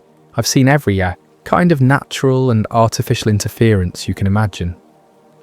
He met my eyes. This is different. The way it adapts, the way it times itself, the way it responds to observation. That's not natural. And it's not any human technology I've ever encountered. Then what? Jackson's expression was carefully controlled. I don't know. But whatever it is, it doesn't want to be noticed officially. And maybe we should respect that. Or maybe we should figure out what it wants. You're assuming it wants something from us, Jackson said. But what if we're just part of what it's observing? What if contact isn't the point? I didn't have an answer for that. We returned to the building separately. Jackson's shift was ending. Mine was beginning. As I settled into the monitoring station, I pulled up the Delta 7 feeds and waited. The signal appeared at 0342. Same frequency range as before. Same smooth pattern. But now I knew I wasn't alone in seeing it, and somehow that made it more unsettling rather than less. Chapter 5. Decoding the Noise. For the next 3 weeks, Jackson and I met irregularly during shift changes, comparing notes and sharing data. He brought 7 years of observations, intermittent at first, becoming more consistent over the past 6 months. I contributed my detailed documentation and the results of my broadcast experiment. Together, we began to see the larger pattern. The signal wasn't random in its appearances. It followed a progression, each occurrence building on the previous one. Early detections were simple, single frequency spikes that could easily be dismissed as interference. Over time, they grew more complex. multi-frequency patterns, modulated waveforms, structured pulses. It was teaching us to recognize it, or teaching itself to communicate in ways we might understand. I began attempting basic analysis during my shifts, running the signal through pattern recognition software designed for SETI research. The results were frustrating. The signal wasn't language, at least not language as we understood it. It wasn't mathematical sequences. It wasn't any of the hypothetical formats scientists had imagined for extraterrestrial communication. But it wasn't random either. The structure was too consistent, too deliberately crafted. Each appearance contained internal patterns, repeating elements, hierarchical organization, recursive structures. It resembled data compression or executable code more than a message. On January 28th, I made a discovery that changed everything. I'd been running correlation analysis between the signal's appearance and various environmental factors, still looking for the external trigger. Instead, I found something internal. The signal responded to observation. Not metaphorically, literally. When I actively monitored the Delta 7 feeds, watching the real-time displays, the signal would appear within 30 minutes approximately 70% of the time. When I left the monitoring station to take breaks or handle other tasks, appearances dropped to near zero. I tested this systematically over 5 shifts, carefully documenting my attention patterns. The correlation held. The signal appeared more frequently when I was actively watching. It knew when it was being observed, and it preferred being observed. This realization was deeply unsettling. It suggested the signal wasn't broadcasting indiscriminately, waiting for any receiver. It was targeting specific moments of attention, emerging only when it could be perceived. I shared this finding with Jackson during our next meeting. He'd noticed something similar, but hadn't quantified it. It's like quantum mechanics, he said. The act of observation affects the observed. Or it's aware of us individually, I replied, responding to our attention as a form of interaction. Either way, it implies intelligence, awareness. We were both quiet, considering the implications. Have you noticed the physical effects? Jackson asked finally. I looked at him sharply. What physical effects? After strong appearances when the signal peaks. He seemed reluctant to continue. Equipment behaves strangely. Nothing that triggers alarms, but small things. Clocks drift. Sound feels different, like the environment itself is slightly off. I'd noticed the clock issue. Had reset my watch twice in the past month, but I'd attributed it to battery problems. How much drift? I asked. Seconds, maybe a minute at most, but consistent, always running slow after a strong signal. Localized time dilation? Jackson shrugged. Or something affecting our perception of time, or equipment malfunction. Take your pick. Over the next week, I paid careful attention to these secondary effects. Jackson was right. After particularly strong signal appearances, subtle changes rippled through the facility. Digital clocks would be off by 30 to 60 seconds. Audio sounded slightly muted, as if the air itself had become denser. Distances seemed subtly wrong. The walk from the monitoring room to the break room felt longer, though measuring it showed no actual difference. Everything remained technically functional. No alarms triggered, no systems failed, but the world felt subtly wrong. On February 7th at 0324, the strongest signal yet appeared. The amplitude was triple anything I'd recorded before. The frequency range expanded, spanning nearly 10 megahertz. The pattern was extraordinarily complex, layered waveforms that suggested multiple, simultaneous transmissions, and then I experienced the encounter. Chapter 6. The Missed Alert. The signal lasted 7 minutes that night, more than twice its usual duration. I recorded everything. watching the spectrograph display patterns of stunning complexity. Whatever was transmitting was demonstrating capability, showing us the full range of what it could do. When it ended, I immediately began compiling a comprehensive report, 3 months of data, pattern analysis, Jackson's corroborating observations, the reactive behavior, the physical effects, everything. I submitted it through official channels at 0513, marked urgent, requesting immediate analysis and possible escalation to, I wasn't even sure who, whatever authority handled unexplained electromagnetic phenomena. The automated acknowledgement came back within seconds. Report received. Case number assigned. Analysis pending. I waited through the rest of my shift, expecting a call, an email, some kind of human response to what I'd documented. Nothing came. I returned the next night to find my report had been processed. The case was marked resolved with a brief note. Analysis completed. Phenomenon consistent with ionospheric reflection of distant commercial radio transmissions. No anomalous activity detected. Case closed. They'd looked at 3 months of careful documentation and dismissed it in less than 24 hours.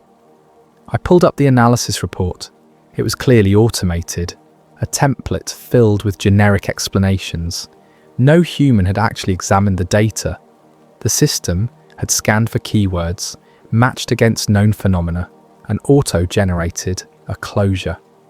The bureaucracy was designed to process genuine anomalies, but only if they exceeded certain clear thresholds. What I documented was too subtle, too strange, too far outside normal categories. The system literally couldn't process it, so it defaulted to the closest match and closed the case. I sat staring at the screen, understanding with absolute clarity. The system was designed to dismiss anomalies that did not break explicit rules. The signal was exploiting this intentionally. It remained beneath alarm thresholds, avoided triggering automatic alerts, manifested in ways that appeared technically possible through natural phenomena. It was calibrated perfectly to be detectable, but not officially significant. I felt a wave of frustration, followed by a strange kind of respect.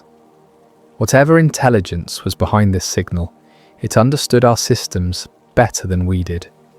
It had studied our bureaucratic blind spots and positioned itself precisely within them. That night, the signal appeared again. Watching it, I felt different than before. This wasn't an unknown phenomenon I was documenting. This was a deliberate communication from something that had learned our language, not our words, but our attention patterns, our protocols, our institutional limitations. It had studied us thoroughly, and now it was ready for the next phase. Chapter 7. The Physical Effect. The first unmistakable physical effect occurred on February 14th. The signal appeared at 0258, strong and complex as it had been a week earlier. I was monitoring as usual, documenting the waveforms, when I noticed something wrong with the clock on my computer display. The seconds were counting normally, but they felt slow. Each tick seemed to take longer than it should. I checked my watch, an old mechanical timepiece my father had given me, and compared it to the computer. They were synchronized, both counting seconds at the same rate. But subjectively, time felt stretched. I stood up from my desk, intending to walk to the break room, and found the distance had changed. Not physically. When I measured it later, the corridor was exactly 47 feet, as it had always been. But walking, it felt like crossing twice that distance. My footsteps echoed strangely, as if the walls were farther apart than they appeared. The fluorescent lights buzzed at their normal frequency, but the sound was muted, dampened by air that seemed thicker than it should be. I returned to my desk and checked the signal. Still transmitting, still complex and strong. Then I noticed something else. Shadows were falling wrong. The overhead lights cast shadows directly downward, as they always had, but the shadows themselves seemed deeper, darker, as if the light wasn't penetrating quite as far as it should. I held my hand under the desk lamp and watched my shadow on the wall. It was there, properly positioned, but somehow more substantial than normal. The signal peaked at 0312, then began its usual decline. As the amplitude dropped, the physical effects normalized. Time regained its normal pace. Distances felt correct again. Shadows returned to their usual translucency. By 0320, everything was back to normal. Everything except my certainty that I'd just experienced something impossible.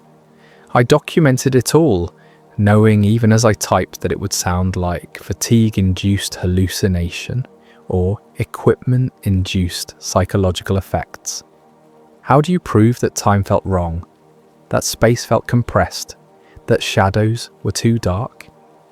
Jackson confirmed similar experiences during our next meeting.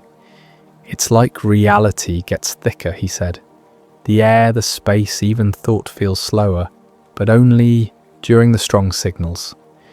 Any idea what could cause that? He shook his head. Nothing natural. Gravity can affect time, but we'd need a massive object nearby. Electromagnetic fields can affect perception, but not like this. This feels more fundamental. Over the following weeks, these effects became more pronounced during signal events.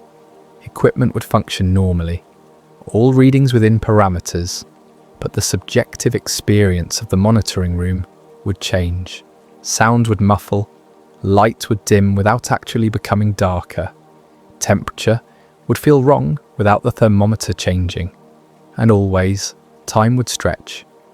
I began keeping 2 clocks during my shifts, my mechanical watch and my phone. After strong signal events, they would diverge by 30 to 90 seconds. My phone, connected to network time servers, running slow compared to my mechanical timepiece. Something was affecting digital timekeeping specifically, or affecting the fundamental relationship between electromagnetic systems and time itself. On March 3rd, during a particularly intense signal event, I experienced something new. Chapter 8. The encounter without seeing. The signal began normally at 0307. Strong amplitude, complex patterns, exactly as I'd come to expect. I was documenting as usual when the physical effects started. Time stretched, space compressed, and then something else happened. My perception lagged. I would think about reaching for my coffee cup, and a moment later realise I'd already done it. I would turn to look at a monitor and find myself already facing it, with no memory of the motion between. Thought and action were becoming disconnected, as if the signal that normally travelled from intention to execution was being delayed or rerouted. I stood up, trying to ground myself in physical reality, and felt the room shift, not physically. The walls remained where they were, the equipment in place, the lights burning steadily overhead, but space itself felt compressed, folded in ways that 3 dimensions couldn't properly contain. I walked toward the break room and found myself there without experiencing the journey. One moment I was at my desk, the next I was standing by the coffee maker, with no sensation of the steps between. Panic started rising in my chest. This was beyond perception effects. This was reality itself becoming unreliable. I turned to head back to my desk and stopped. There was something in the monitoring room, not visible, not audible, not detectable by any sense I could name, but it was there with absolute certainty. Presence, pure, undeniable presence. I stood frozen in the doorway, every instinct screaming that I was not alone.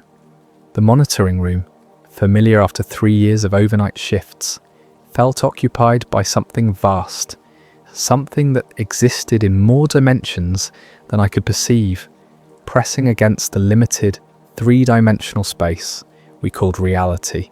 It wasn't threatening, it wasn't communicating. It was simply there, observing, processing, existing in a way that my brain struggled to categorize. I don't know how long I stood there. Time had become meaningless. Could have been seconds, could have been minutes. Then it was gone. The presence lifted as smoothly as it had arrived. Space resumed its normal dimensions. Time reacquired its familiar flow. I found myself back at my desk, with no clear memory of returning, my hands on the keyboard, the monitoring screens showing normal background levels. The signal had ended. I checked my watch against my phone. Divergence, 2 minutes and 37 seconds. I checked the timestamp on my last log entry, 0309. My mechanical watch read 0321. I had lost 12 minutes, or experienced 12 minutes in a compressed time frame, or something else entirely that human language lacked words to describe. I sat shaking, understanding with perfect clarity that I'd just experienced an encounter, not communication, not contact in any conventional sense, simply the proximity of something so fundamentally different from human consciousness that our overlap created distortions in the basic fabric of perceived reality. There was no visible entity, no communication, just the certainty of presence. And now it was gone, leaving me alone in the humming silence of the monitoring room, trying to reconcile what I'd experienced with any framework of understanding I possessed. I didn't log this encounter officially. I couldn't. How do you file a report about experiencing something that left no physical evidence beyond a divergence in timekeeping? But I documented everything in my personal notes, preserving every detail while the memory was fresh, and I waited to see if it would happen again. Chapter 9. The Global Echo. It didn't happen again. Not to me. The signal continued appearing during my shifts, but the intense physical effects from March 3rd never occurred. The presence I'd felt never returned. Whatever had manifested that night had completed its observation and moved on. But Jackson reported a similar experience 2 weeks later. Then a week after that, a monitor from a different facility entirely. In late March, I began searching online for reports of similar phenomena. I was careful, using generic search terms, looking for patterns rather than specific events. What I found was concerning. Over the past 6 months, at least 17 different monitoring stations across the southwest had documented unexplained electromagnetic anomalies. Different facilities, different agencies, different monitoring purposes, seismological research, atmospheric studies, communications arrays, defense installations. Same pattern, same timing, same careful calibration to remain beneath official notice.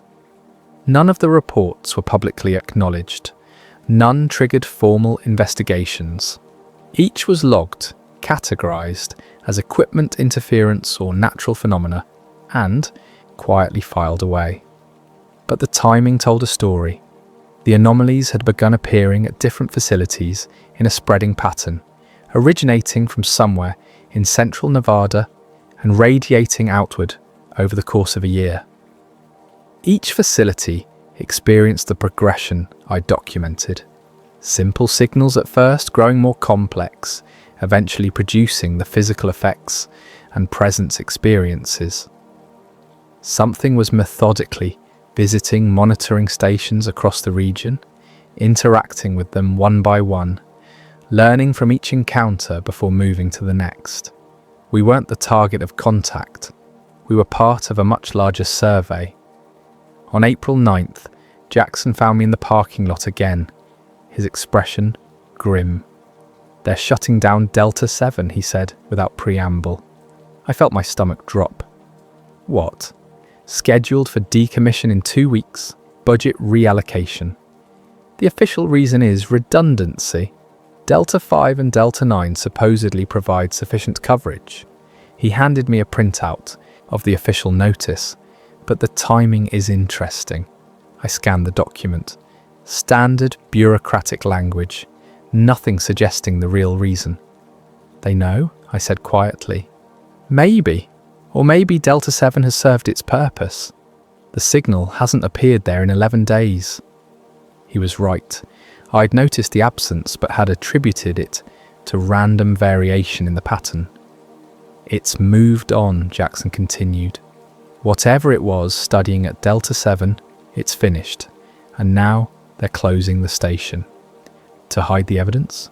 Or because there's nothing left to monitor? Jackson's expression was carefully neutral. I've been tracking the pattern across facilities. Every station that's experienced sustained contact goes offline within 6 months. Sometimes decommissioned, sometimes relocated, sometimes just quietly shut down with minimal explanation. Someone knows what's happening. Someone knows something is happening, Jackson corrected. But I don't think they understand it any better than we do. The response is institutional. Close potential security risks, eliminate anomalies from the data stream, maintain plausible deniability. I looked out across the desert, watching heat shimmer rise from the dark earth under the moonlight. So what do? We keep watching, Jackson said. The signal will appear somewhere else, another facility, another monitor working overnight, wondering if they're seeing things. And we let them go through it alone. Let them think they're crazy. Jackson was quiet for a long moment. I don't know what else we can do. This thing, whatever it is, doesn't want direct contact. It's not here to communicate. It's here to observe, to map, to study. We're part of the environment it's cataloguing. Then what was the point of the encounter? The presence? Maybe checking if we could perceive it. Testing the limits of human awareness. Jackson met my eyes. Maybe just confirming we're not what it's looking for. The thought settled like ice in my stomach. All of this, the careful signals, the reactive behaviour, the physical manifestations, wasn't about contacting us. It was about working around us while studying something else entirely. Humans were the background noise, not the signal. Chapter 10. The Theory. My last shift at the Tonopah facility was on April 28th. The next day I was transferring to a different position. Daytime work, better hours, fewer questions about what I did alone all night. I spent that final overnight shift reviewing everything I documented over the past 7 months. Hundreds of signal events, detailed analyses, Jackson's corroborating data, reports from other facilities, the progression from simple electromagnetic anomalies to reality-bending encounters. And I formed a restrained hypothesis. The intelligence behind the signal wasn't exploring. It wasn't invading. It wasn't attempting contact in any conventional sense. It was mapping reactions. Every appearance of the signal was a probe, testing how our monitoring systems responded, how human attention worked, how the fabric of local space-time could be manipulated without triggering catastrophic effects or official alarm. We were part of the environment it was cataloguing, no different from the electromagnetic spectrum, the geological substrate, the atmospheric composition. Interesting, perhaps, worth studying, but not the focus. The focus was Earth itself, or something about Earth's properties that we couldn't perceive. The signals weren't messages, they were tools, instruments being calibrated to measure or manipulate something beyond our awareness. The physical effects, time dilation, spatial compression, the sensation of presence, were side effects of the measurement process. Like ripples from a stone dropped in water, affecting the surface while probing the depths. And the most unsettling realization, observation itself might be the only interaction we were capable of. Whatever this intelligence was, it existed or operated in dimensions we couldn't directly perceive. The signals were its interface with our limited three-dimensional reality, the absolute minimum presence required to accomplish its actual purpose. We weren't ignored because we were irrelevant. We were bypassed because we were insufficient. The signal had learned everything it needed to know about human perception, about our monitoring systems, about the bureaucratic structures that governed our institutions. It had catalogued our attention patterns, our limitations, our blind spots. And now it could work undetected, conducting whatever survey or study or operation it had actually come here to perform. The encounters would continue, I was certain of that. Other facilities, other monitors, other people working overnight shifts would see the signals and wonder if they were going crazy. Some would report it. Most reports would be dismissed. A few might escalate, only to be quietly resolved with plausible explanations. And somewhere beyond our perception, beyond our instruments, beyond our capacity to interfere or even fully recognize, the actual work would continue. I submitted my final shift log at 07:45.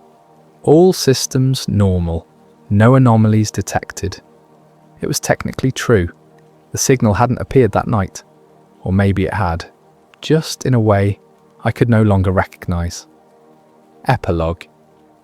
Still listening. I left the Tonopah facility on a bright April morning, driving east toward Henderson with the desert spreading endlessly in all directions. In my rear-view mirror, the monitoring station shrank to insignificance, just another anonymous building in a landscape full of secrets. Jackson stayed on. He's still there now, as far as I know, working the overnight shifts, watching the feeds. We email occasionally, carefully worded messages about nothing in particular, but I know he's still listening, still watching for the signal. The last time we spoke, he mentioned that Delta 7 had been decommissioned on schedule, the equipment removed, the station closed, all records archived. Officially, it never experienced anything unusual beyond routine atmospheric interference, but Delta 9 started showing anomalies 2 weeks later. Same pattern, different frequency, learning, adapting, continuing the survey. I sometimes wonder what they were found, what aspect of Earth or reality or dimensional space they were mapping with such methodical precision. What purpose drove them to manifest in our electromagnetic spectrum, to press briefly against the boundaries of our perception, to catalogue our responses before moving on. I wonder if they're still here, still studying, still observing, still operating in the spaces between our attention and our awareness.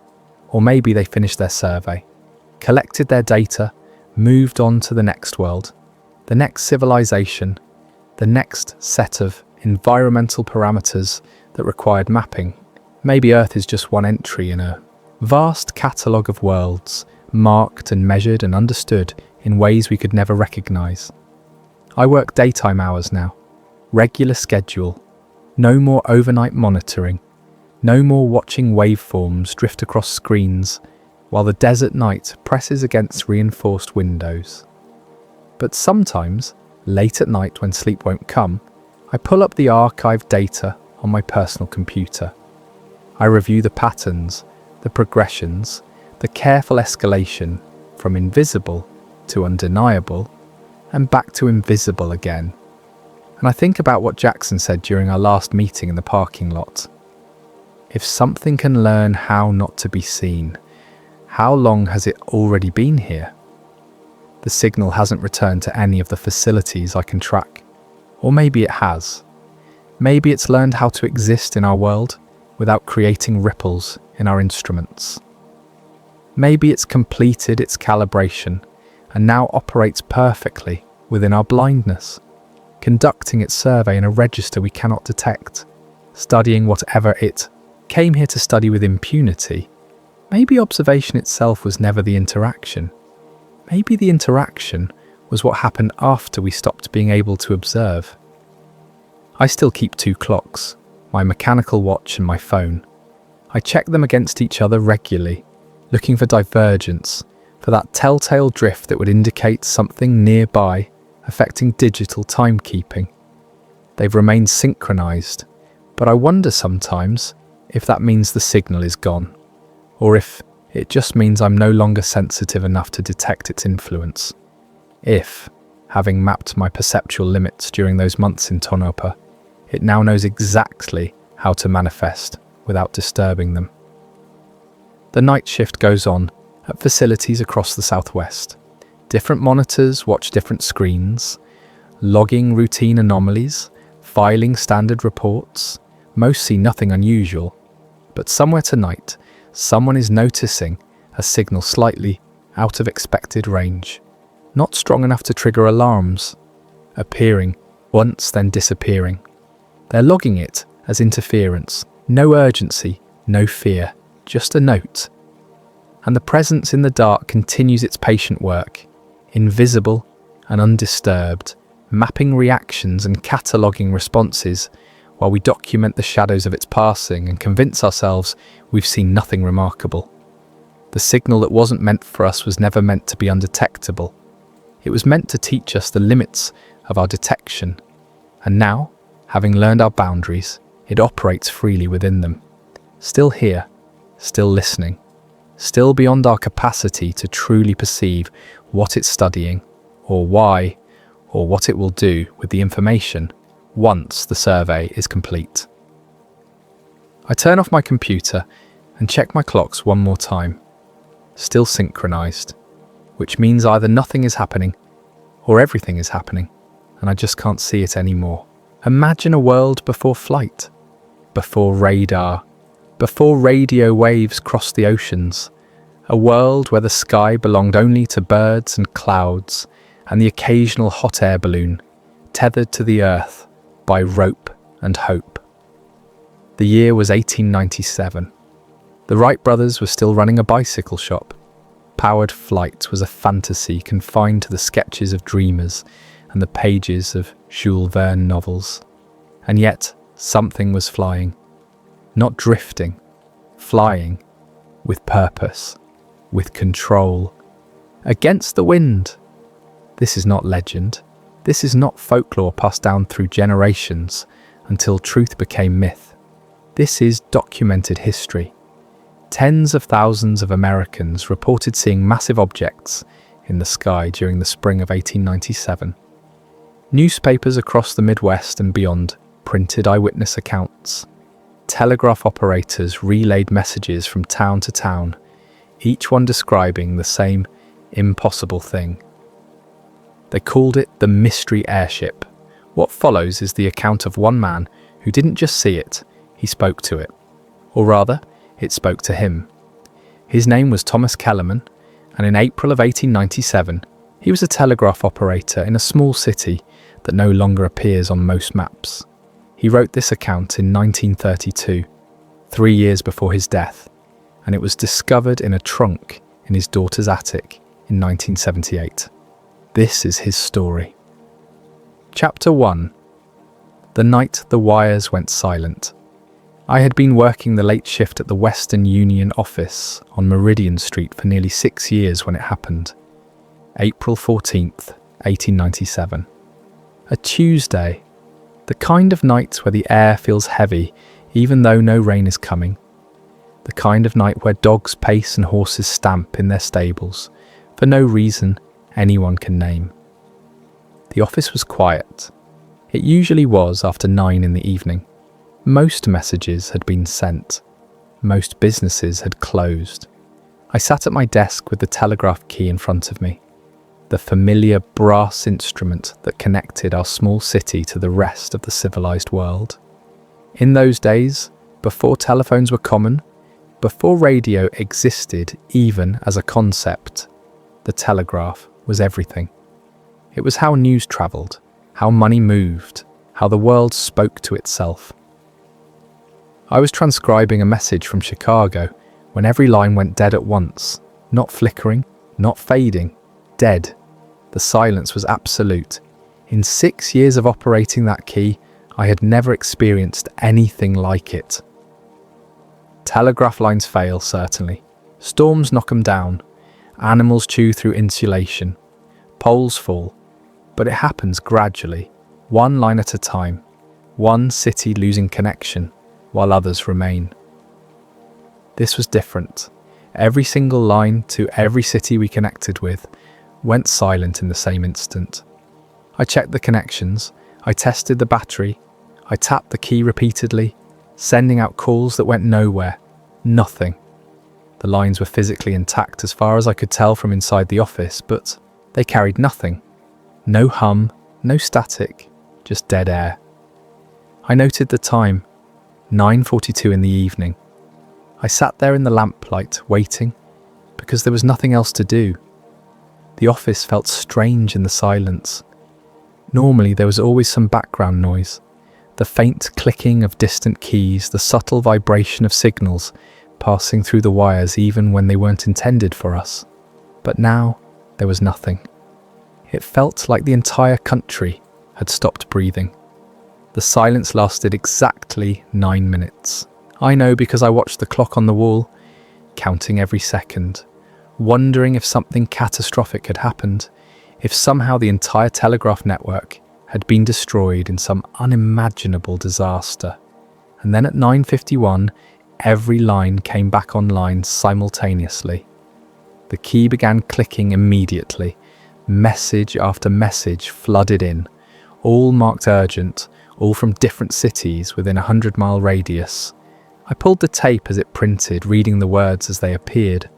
From Fort Wayne, large object in sky moving south, glowing, silent, not a balloon. From Lafayette, airship sighted over courthouse, impossible size, controlled movement.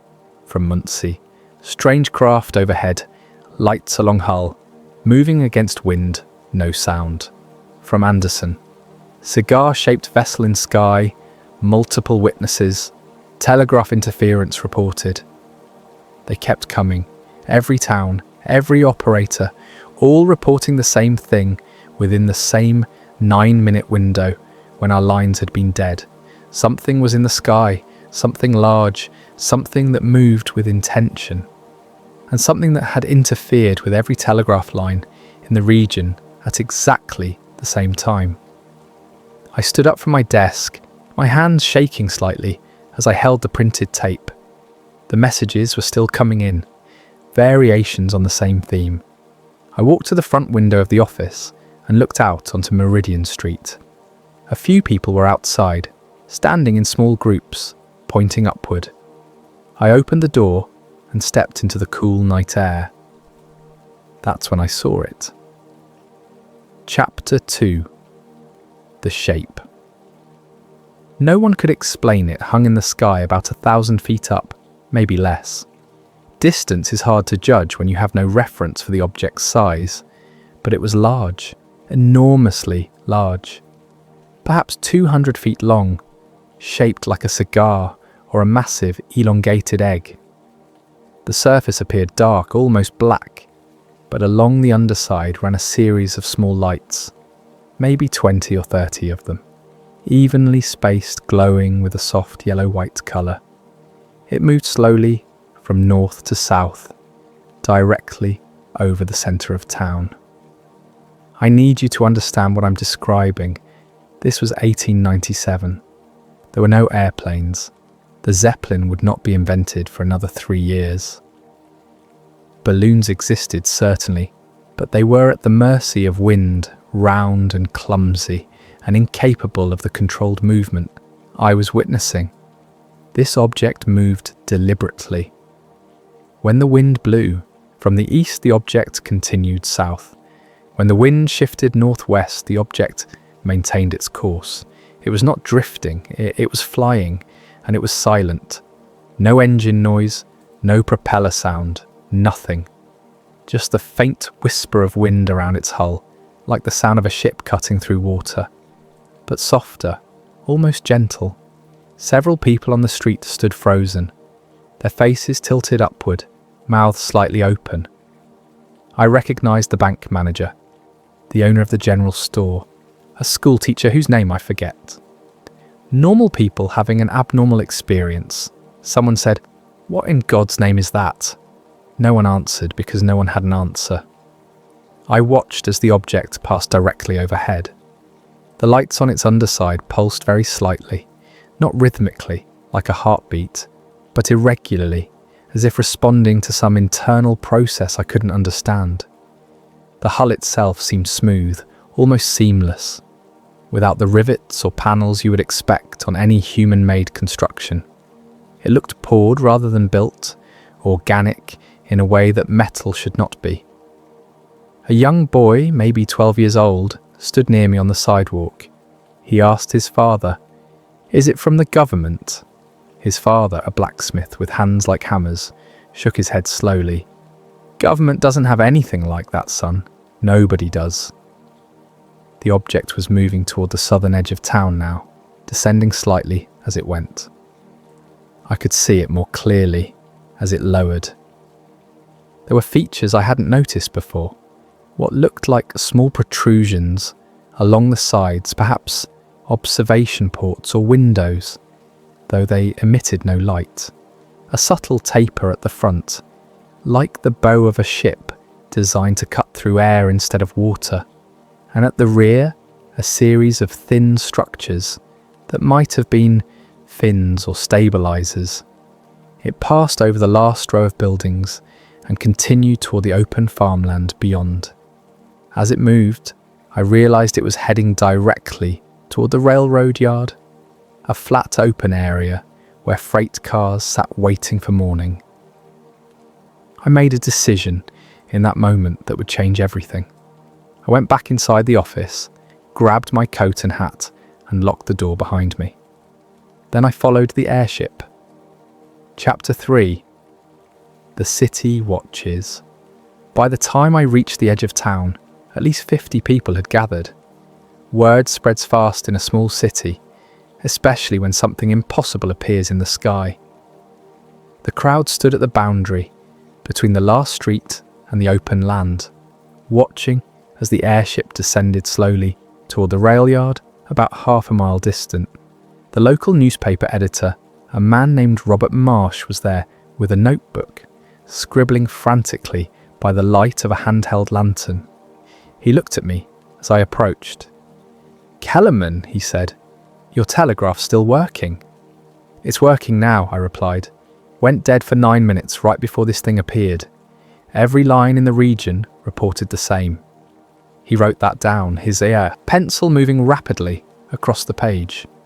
"Multiple towns reporting sightings. I already confirmed at least 8 within 50 miles, all describing the same object. This is going to be front page across the country." A woman in the crowd, elderly and sharp-eyed, said loudly, "It's a sign, end times. The Bible speaks of vessels descending from heaven." A younger man countered, "It's Edison or Tesla. Has to be. Some kind of electric airship they've been testing in secret." Someone else, "Could be European. Germans have been working on dirigibles." But we all knew those explanations didn't fit. This thing moved too smoothly, too quietly, with too much control. And the timing, the simultaneous telegraph interference, the coordinated sightings across multiple cities, none of it aligned with any human technology we knew. The airship had stopped descending and now hovered about 30 feet above the rail yard. The lights along its underside grew slightly brighter, casting pale circles of illumination on the ground below. The crowd grew quieter, sensing something was about to happen. I felt it too, a pressure in the air, like the moment before a thunderstorm breaks. Then the lights on the airship began to pulse in a pattern, not random, deliberate, a sequence, long pulses and short pulses with precise intervals between them. I recognized the rhythm immediately. It was Morse code, or something very close to it. I pulled a small notebook from my pocket, the one I always carried for recording messages, and began writing down the sequence. Long, short, short, long, long, short, short, long, long. It repeated 3 times, then stopped. I stared at the pattern, trying to decode it, but it didn't match any standard Morse sequences I knew. The intervals were wrong. The groupings were unfamiliar. Robert Marsh leaned over my shoulder. "What does it say?" "I don't know," I admitted. "It's structured like code, but it's not any code I recognise."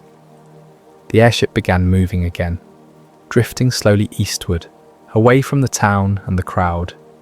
Some people started to follow, walking across the open field, but most remained where they were, uncertain and afraid.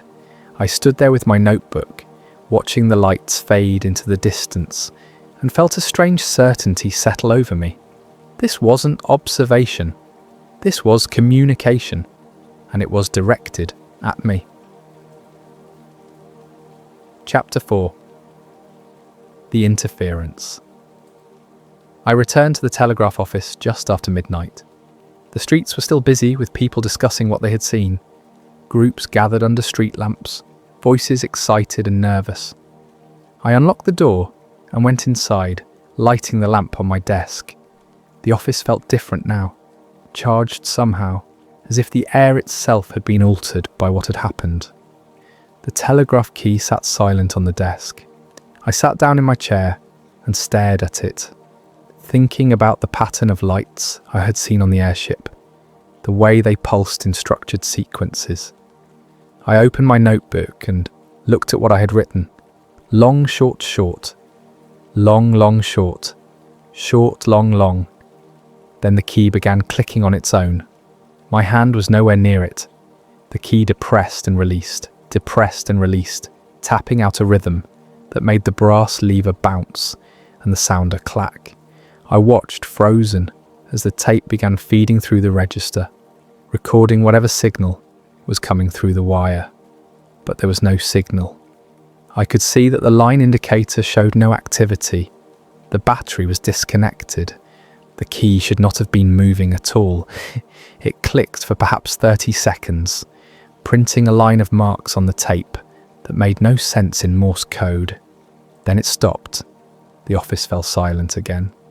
I pulled the tape free and held it up to the lamplight, studying the pattern.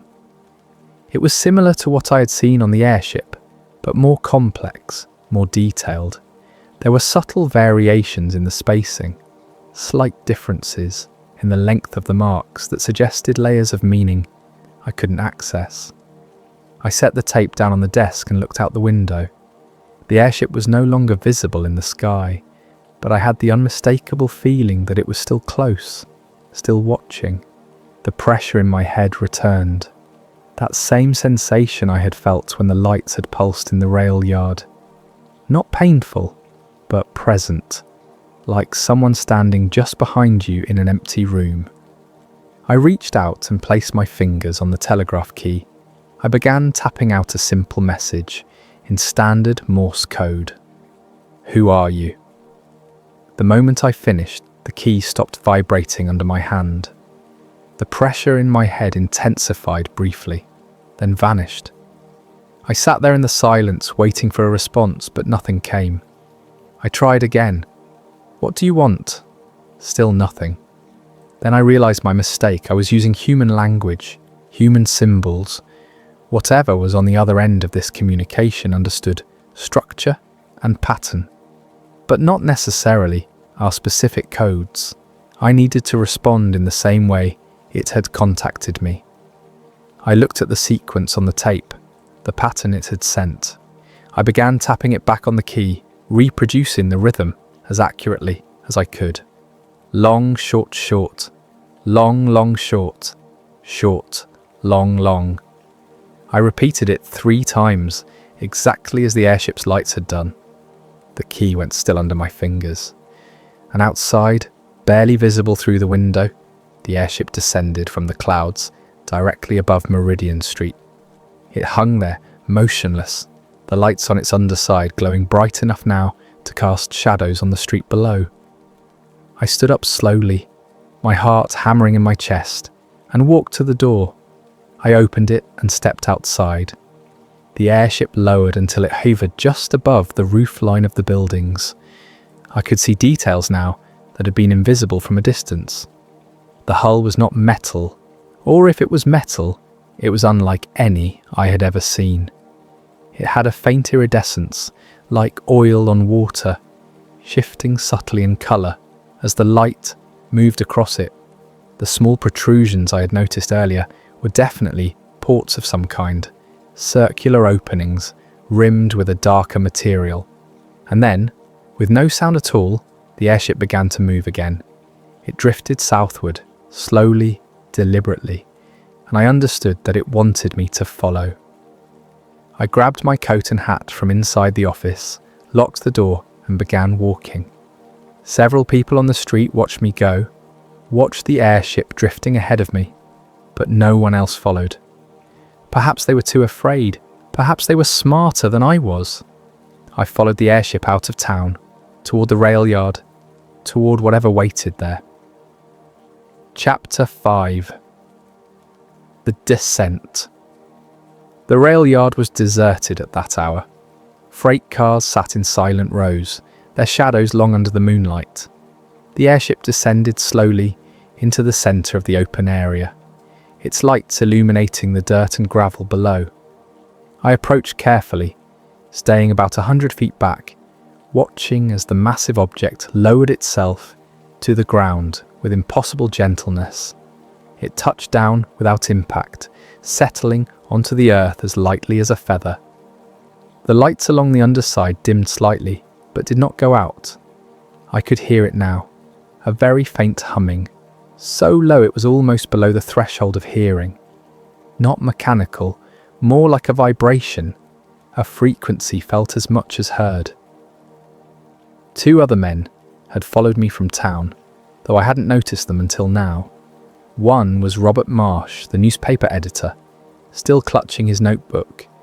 The other was a farmer named William Hayes, a practical man not given to flights of fancy. We stood together at the edge of the rail yard, 3 witnesses to something none of us could explain.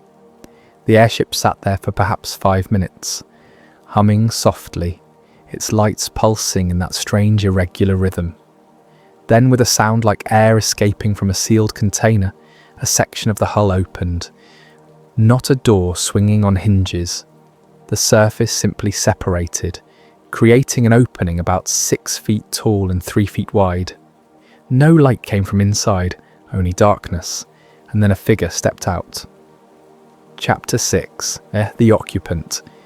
It was humanoid. That was the first thing I noticed.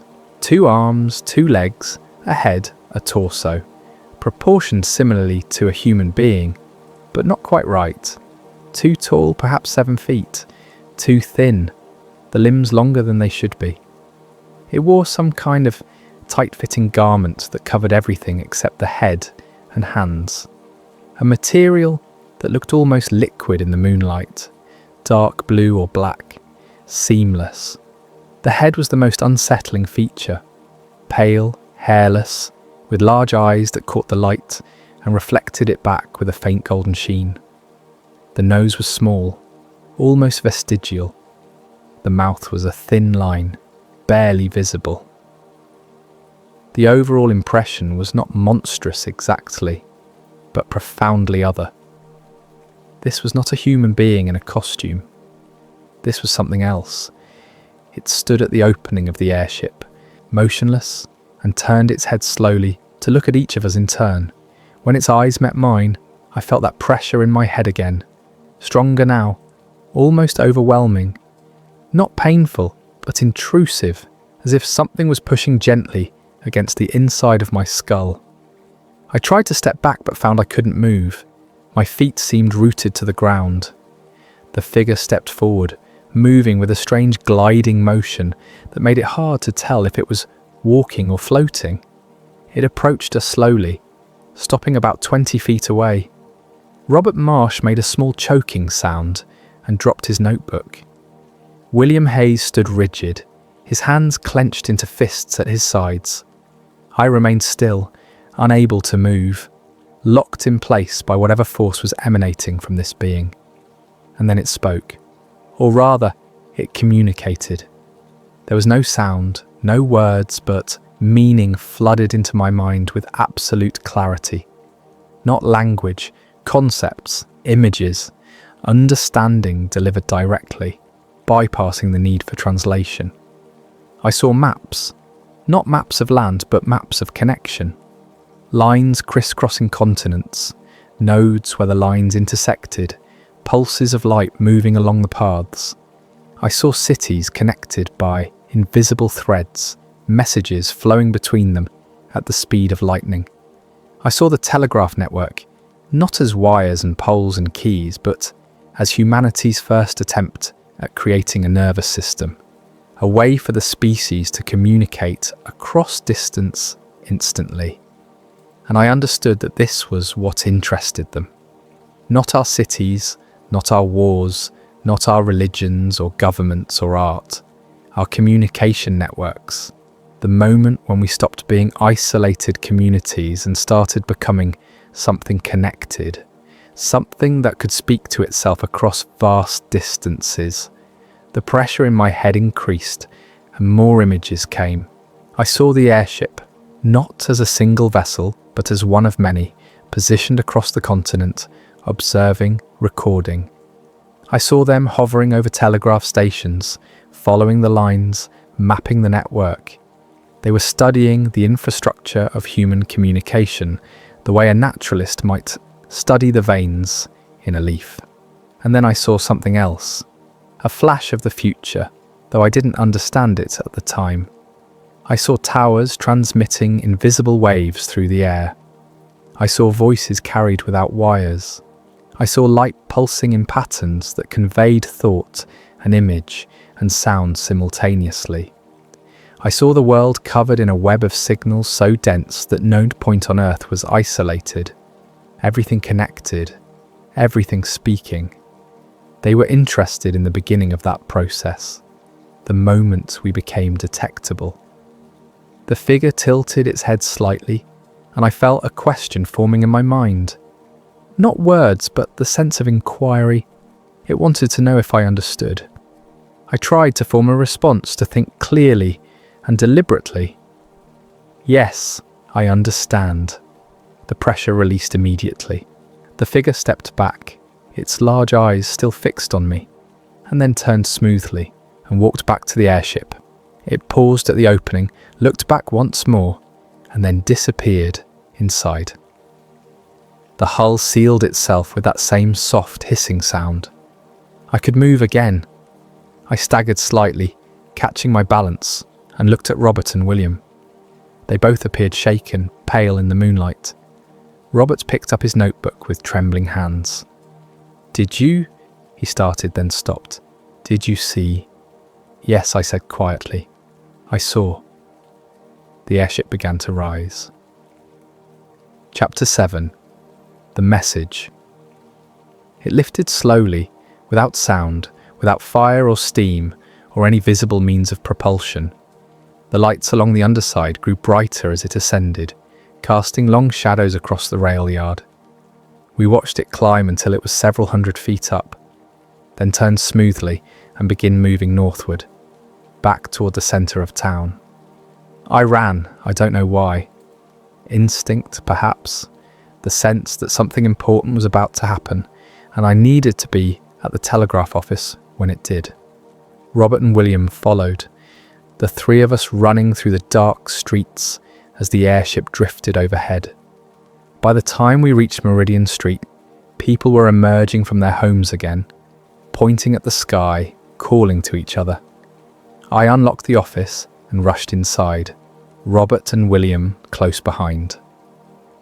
I lit the lamp and sat down at the telegraph desk just as the key began clicking again. This time it was different. This time it was deliberate, controlled, sending a specific pattern. The tape fed through the register, recording the marks as they appeared. The sequence was complex, far more intricate than anything I had seen before. It went on for nearly 2 minutes, the key clicking steadily, the tape spooling out onto the desk, and then it stopped. The airship, visible through the window, rose straight up at tremendous speed and vanished into the clouds in seconds. The lights faded. The humming ceased. It was gone. I pulled the tape free and spread it out on the desk. Robert leaned over my shoulder, his breath still coming in short gasps from the run. William stood by the window, watching the empty sky. I studied the pattern, trying to make sense of it, but it was beyond my understanding. The sequences were too complex, the variations too subtle. It looked almost mathematical, like some kind of formula or equation rendered in dots and dashes. "What does it mean?" Robert asked. "I don't know," I said honestly, "but I think it's important." I folded the tape carefully and put it in my pocket. The three of us sat there in silence for a long time, processing what we had witnessed. Eventually, Robert spoke. "I have to write this story. People need to know." "They won't believe you," William said quietly. "They'll say you're mad." "Maybe," Robert replied, "but I still have to try." He left shortly after, and William followed. I remained in the office, sitting at the desk, thinking about the maps I'd seen, the networks of light, the future, that had been shown to me. I thought about the being that had communicated with me, the way it had looked at me with those large golden eyes, and I wondered what it had seen when it looked back. The telegraph lines remained quiet for the rest of the night. No more strange signals, no more interference, just the normal flow of messages between cities, the routine communication that kept the country connected. But I knew that nothing was routine anymore. Something had noticed us. Something had come to observe the moment when humanity learned to speak across distance, and they had left me a message I couldn't understand. Not yet. Chapter 8. The Departure. The next morning the story spread like wildfire. Robert Marsh published his account in the newspaper, describing the airship in detail, naming me and William as witnesses. Other papers picked up the story. Within days it was being reported across the country. Thousands of people came forward with their own sightings, describing similar objects in skies from Texas to Michigan, from California to New York. But the narrative began to change almost immediately. Editors started adding qualifying language. Alleged airship, reported sighting, mass hysteria. Scientists weighed in, offering explanations. Venus seen through atmospheric distortion, ball lightning, experimental balloons from secret government projects. The explanations multiplied, each one more confident than the last, each one ignoring the specific details that made the sightings impossible to dismiss. Robert Marsh came under significant pressure. His editor at the paper demanded he retract the story, calling it irresponsible journalism. Local officials questioned him, suggesting he had fabricated the account for attention. Within 2 weeks, a follow-up article appeared in the paper, written by Robert but clearly edited heavily, stating that upon further reflection, he believed the object had been a misidentified balloon, and that the late hour and unusual circumstances had led to mistaken observations. He came to see me at the telegraph office the night that article was published.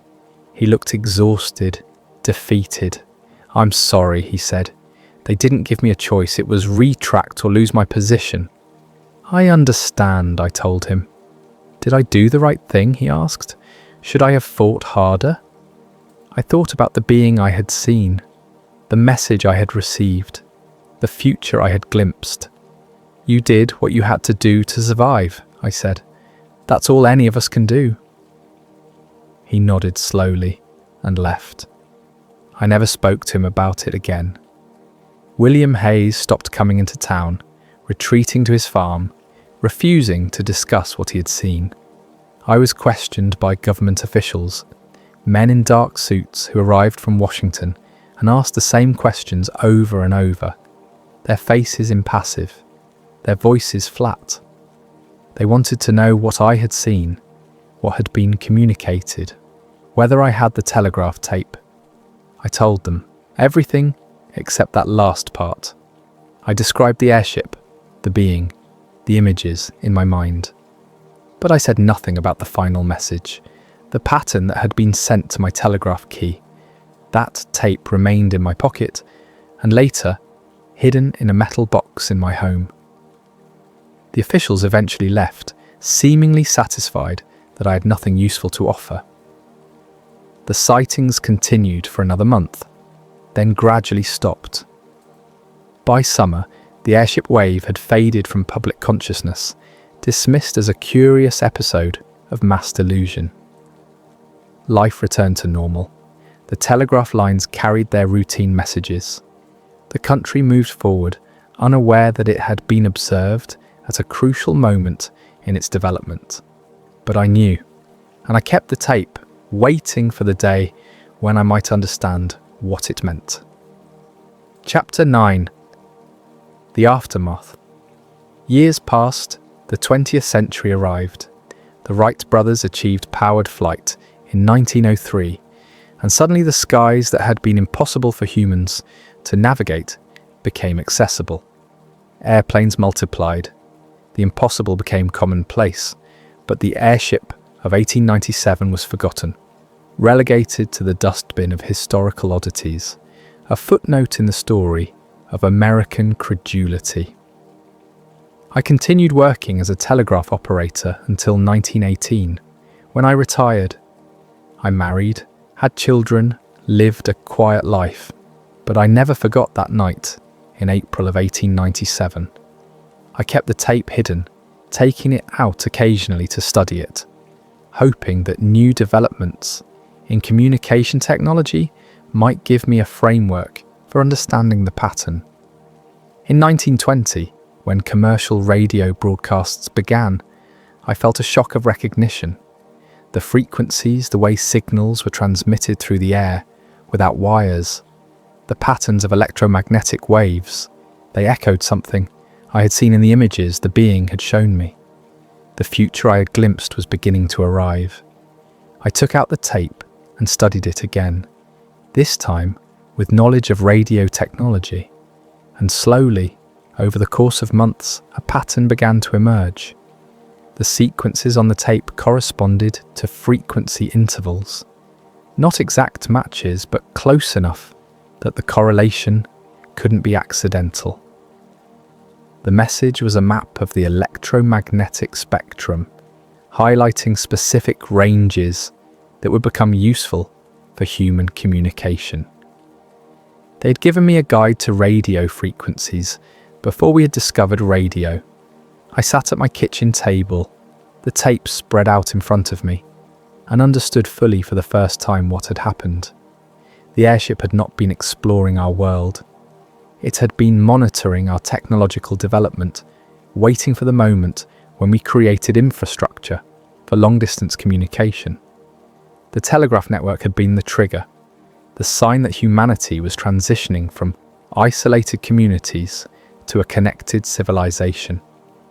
And they had come to observe that transition, to record it, perhaps to encourage it by leaving behind information we would eventually be able to understand. They were tracking the moment we became detectable across interstellar distances, the moment our signals began radiating out into space. The realization was both exhilarating and terrifying. We had been noticed, we had been deemed worthy of observation, perhaps even assistance, but we had also revealed ourselves, broadcasting our presence to anyone or anything capable of detecting electromagnetic radiation. We had become visible. Chapter 10. Understanding Too Late. I am writing this account in 1932. I am 78 years old. My hands shake when I hold a pen, and my eyesight is failing. But I feel compelled to record what I experienced, what I understood, even if no one believes it. The world has changed dramatically since 1897. Radio is everywhere. Telephones connect continents. Television is beginning to emerge. The network of communication that I glimpsed in those images, shown to me by the being from the airship, has become reality. We are connected now in ways that would have seemed magical to someone from my youth, and we are broadcasting constantly, Radio waves carrying music and news and voices radiate out from our planet in every direction, travelling at the speed of light, reaching farther into space with every passing year. We have become a beacon, announcing our presence to any civilization capable of detecting it. I look at the tape sometimes, the message sent to me that night in the rail yard. I understand it now, mostly. It was a primer, a basic guide to the frequencies we would need for effective communication. It was meant to help us, or perhaps to accelerate our development. I don't know if the being expected me to share this information, or if it simply assumed that we would discover these things on our own, and the message was merely confirmation. I never shared it. Perhaps that was a mistake. Perhaps I should have given the tape to scientists, let them study it, let them use the information to advance our technology faster. But I was afraid of being labelled insane, afraid of the attention it would bring, afraid of what it might mean if the information was taken seriously. So I kept silent, and the world developed radio on its own, following the natural progression of scientific discovery. Maybe that was how it was supposed to happen. Maybe my role was simply to witness, to understand, to record. I have thought often about the being I met, the way it looked at me with those large golden eyes. I have wondered what it saw when it examined me. Did it see an intelligent creature, worthy of contact?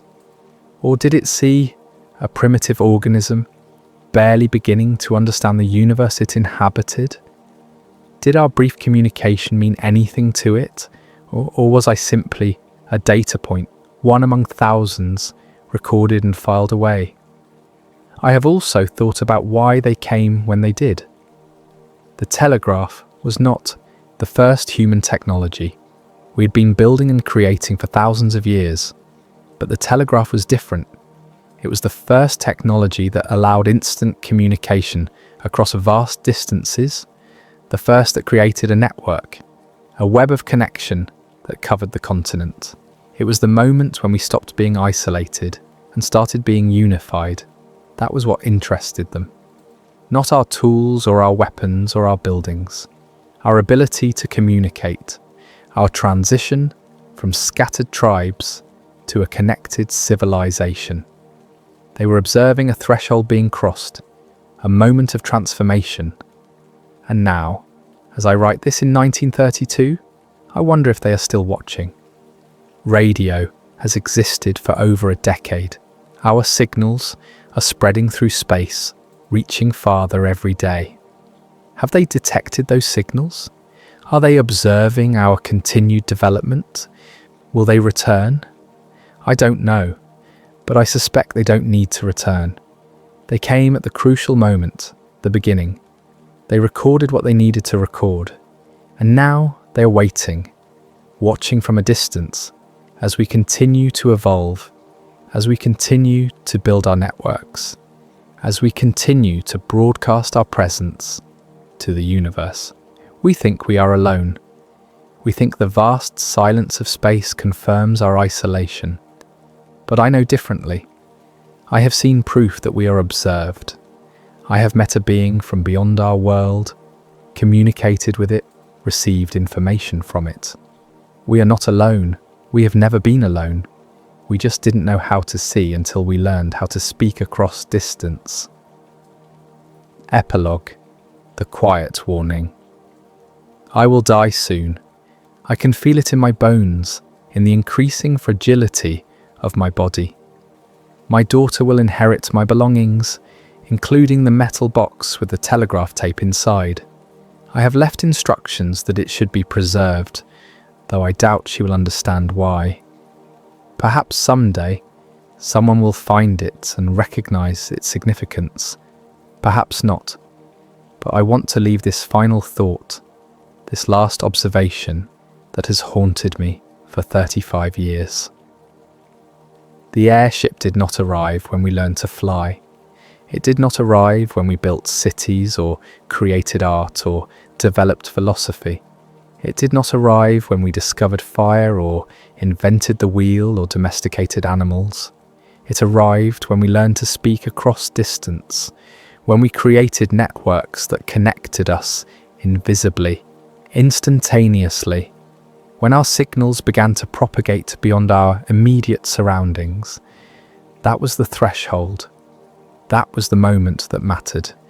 And if that is the case, if the ability to communicate across distance is what marks a civilization as significant, as detectable, as worthy of observation, then what happens when our communication networks expand beyond our planet? What happens when our signals reach the stars? What happens when we are not just connected to each other, but potentially connected to others? I think about this often as I sit in my chair, looking out the window at the night sky. Somewhere up there, beyond the stars I can see, are others, civilizations that learned to speak across distance long before we did, civilizations that have been broadcasting their presence for centuries or millennia, civilizations that are connected in ways we cannot yet imagine. And they are listening. They arrived when we learned to speak across distance. They observed us at that crucial moment. They left a message for us to find when we were ready. The question is not whether they will return. The question is what they heard when they listened, and whether we are ready for what comes next. This is the account of Thomas Kellerman, telegraph operator, written in the autumn of 1932. The metal box containing the telegraph tape was discovered in 1978 among his daughter's possessions. The tape remains in a private collection. Its authenticity has never been verified, and the pattern recorded on it has never been fully decoded. But radio continues to broadcast, and somewhere, perhaps, someone is still listening. There exists a window of time that almost no one observes, not because it's hidden, but because observation requires consciousness, and consciousness requires witnesses. Between 3 and 5 in the morning, cities don't sleep so much as they idle. Traffic lights cycle through their patterns for empty intersections. Security cameras record hallways no one walks. Computer systems run diagnostics that no one monitors in real time. This is when I saw it. Or rather, this is when I noticed something that suggested I had been seeing it all along. My name is Marcus Webb, and for the past 11 years I've worked as a systems coordinator for the Regional Water Treatment Authority. It's not glamorous work. Most people don't think about where their water comes from or how it's managed until something goes catastrophically wrong. My job is to make sure nothing goes catastrophically wrong. I monitor flow rates, chemical balances, pressure differentials across a network of pumping stations, and treatment facilities that serve about 200,000 people. I work the overnight shift, midnight to 8 in the morning, 4 days a week. The pay differential makes it worth the circadian disruption, and honestly, I prefer it. No meetings, no supervisors hovering, just me, 6 monitors, and the quiet hum of systems doing exactly what they're designed to do. The event I'm about to describe didn't announce itself. There were no lights in the sky, no mysterious figures, no equipment failures or power surges. What happened was far more subtle, and in retrospect, far more unsettling. It started with a number that was technically correct, but contextually impossible. Chapter 1. The Anomaly on a Familiar Screen. It was a Tuesday morning in late September. The timestamp read 3:17. I had been monitoring a routine chlorination cycle at Treatment Plant 7, one of our smaller facilities located about 15 miles outside the city proper. The process is automated, but we maintain human oversight because water treatment operates on the principle that redundancy saves lives. The chlorine injection rate was reading 0.72 parts per million, well within acceptable parameters. The flow rate through the contact chamber showed 2.4 million gallons per day. Normal for that time of night. The residual chlorine reading at the discharge point measured 0.68 parts per million. I had been staring at these numbers for maybe 20 seconds before I realised what was wrong. The contact time didn't match. In water treatment, contact time is the duration that water spends in contact with chlorine before it's considered disinfected. It's a function of volume and flow rate. Given the size of Plant 7's contact chamber and the flow rate being reported, the contact time should have been roughly 90 minutes. The system was reporting 93 minutes. 3 minutes isn't much. It wouldn't trigger any alarms. The system builds in tolerances for exactly these kinds of minor variations. Equipment drifts, calibrations shift. Real-world physics rarely aligns perfectly with theoretical calculations. But I had been doing this job for 11 years. I knew Plant 7 systems intimately. A 3-minute drift didn't happen gradually. It happened when something in the flow dynamics changed. I checked the influent data, no variation. I checked the chamber level sensors, stable. I pulled up the historical logs and scrolled back through the past 6 hours. The drift had appeared suddenly at 2:41 in the morning, 36 minutes ago. The contact time had been 90 minutes at 2:40. At 2:41, it jumped to 93 minutes, and it had stayed there. I ran a diagnostic on the flow meters. They came back clean. I checked for air pockets in the contact chamber that might create dead zones. Nothing. I reviewed the chemical feed logs to see if someone had adjusted injection rates, without logging it properly. All normal. The numbers made sense individually. They just didn't make sense together. I logged the discrepancy as a minor anomaly and flagged it for the day shift to investigate. Probably a sensor issue. Probably nothing. Then I noticed something else. The moment I flagged the issue and looked away from that screen to check another facility, the contact time corrected itself. When I looked back, it read 90 minutes again. Exactly 90 minutes. I stared at the screen for a full minute. The reading held stable. 90.0 minutes. Not 90.1. Not 89.9. Exactly 90. I unflagged my report and deleted the notation. I told myself I had misread it the first time. Fatigue. Too much coffee. Not enough sleep before the shift. But I didn't believe that. I have a near photographic memory for numbers. It's why I'm good at this job. I opened a blank document and typed Plant 7 contact time anomaly 2:41 to 3:17. 93 minutes reported, then corrected to 90 on observation. I saved it to my personal drive, not the system logs. I didn't know why.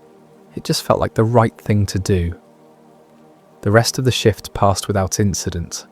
I didn't mention it to the day crew during shift change. What would I even say? I saw a number that changed when I stopped looking at it. They'd think I was losing it. I drove home as the sun came up, went to bed, and slept poorly. Chapter 2. Corroboration without communication. 3 nights later, I was back on shift. Different day of the week, same time window. I had almost convinced myself the contact time thing had been exactly what I'd told myself it was. Misread data, tired eyes, coincidental timing. Then the temperature readings started drifting. Plant 7 again. This time, it was the raw water intake temperature. Our sensors monitor the temperature of incoming water because it affects chemical, dosing rates, and biological activity. The intake pulls from a reservoir that maintains fairly stable temperatures, especially at depth. At 2:39 in the morning, the intake temperature read 54.2 degrees Fahrenheit. Standard for that time of year. At 2:43 it read 54.7. At 2:47 it was at 55.1. A 9/10 degree rise in 8 minutes. That doesn't happen. Water temperature changes slowly. Even if there were a thermal layer mixing event in the reservoir, we'd see gradual fluctuation. not a steady linear increase. I checked the outflow temperature from the treatment process. It had risen proportionally. I checked the ambient air temperature at the facility. It had actually dropped slightly. I checked weather data for the area. Clear skies, no wind, no atmospheric anomalies. The temperature continued to climb. 55.3, 55.6, 55.8.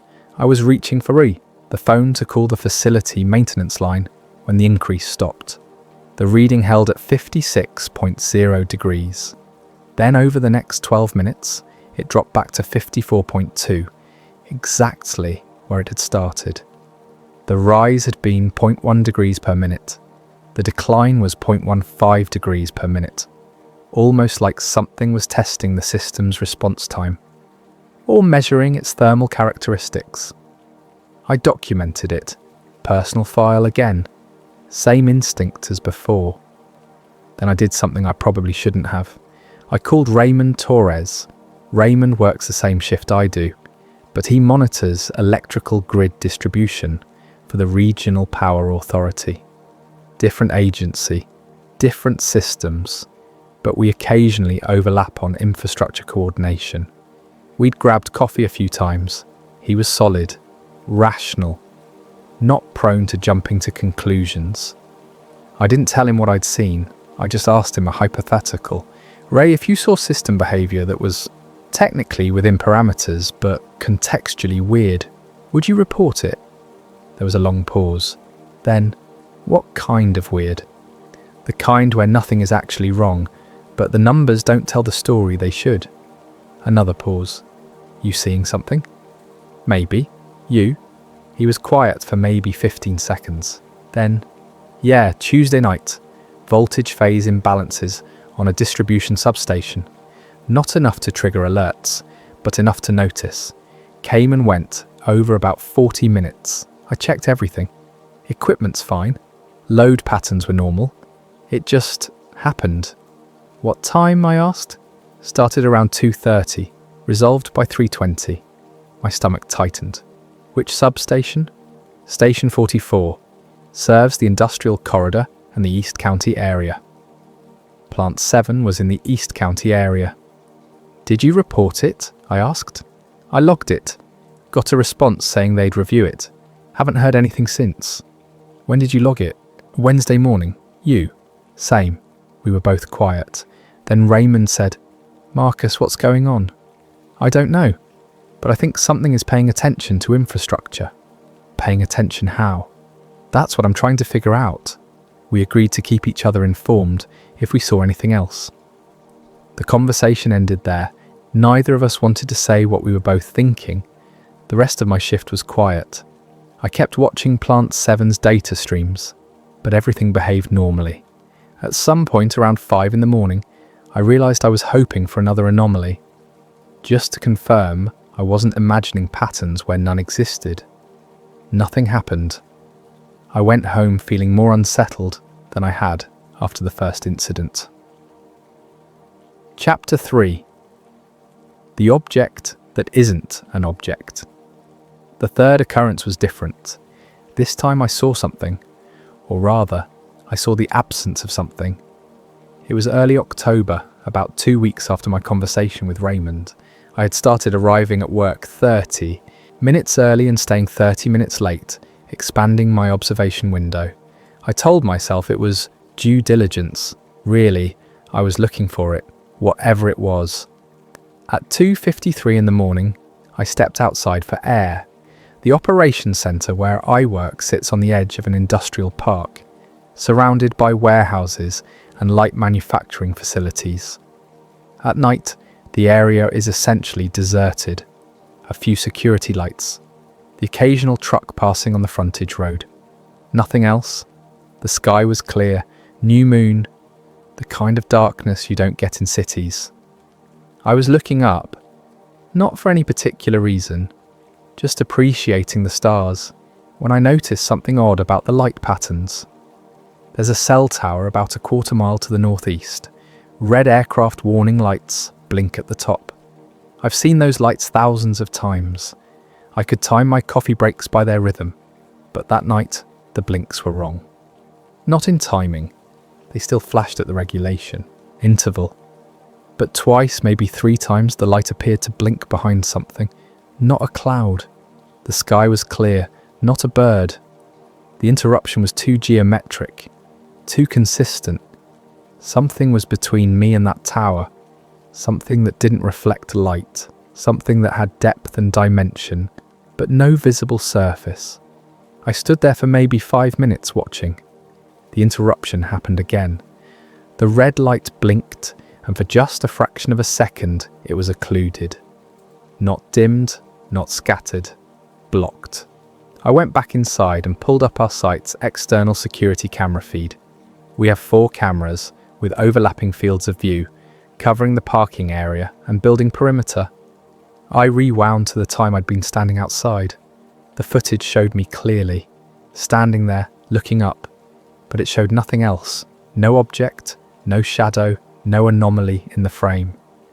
I switched to the infrared mode we use for overnight monitoring. Still nothing.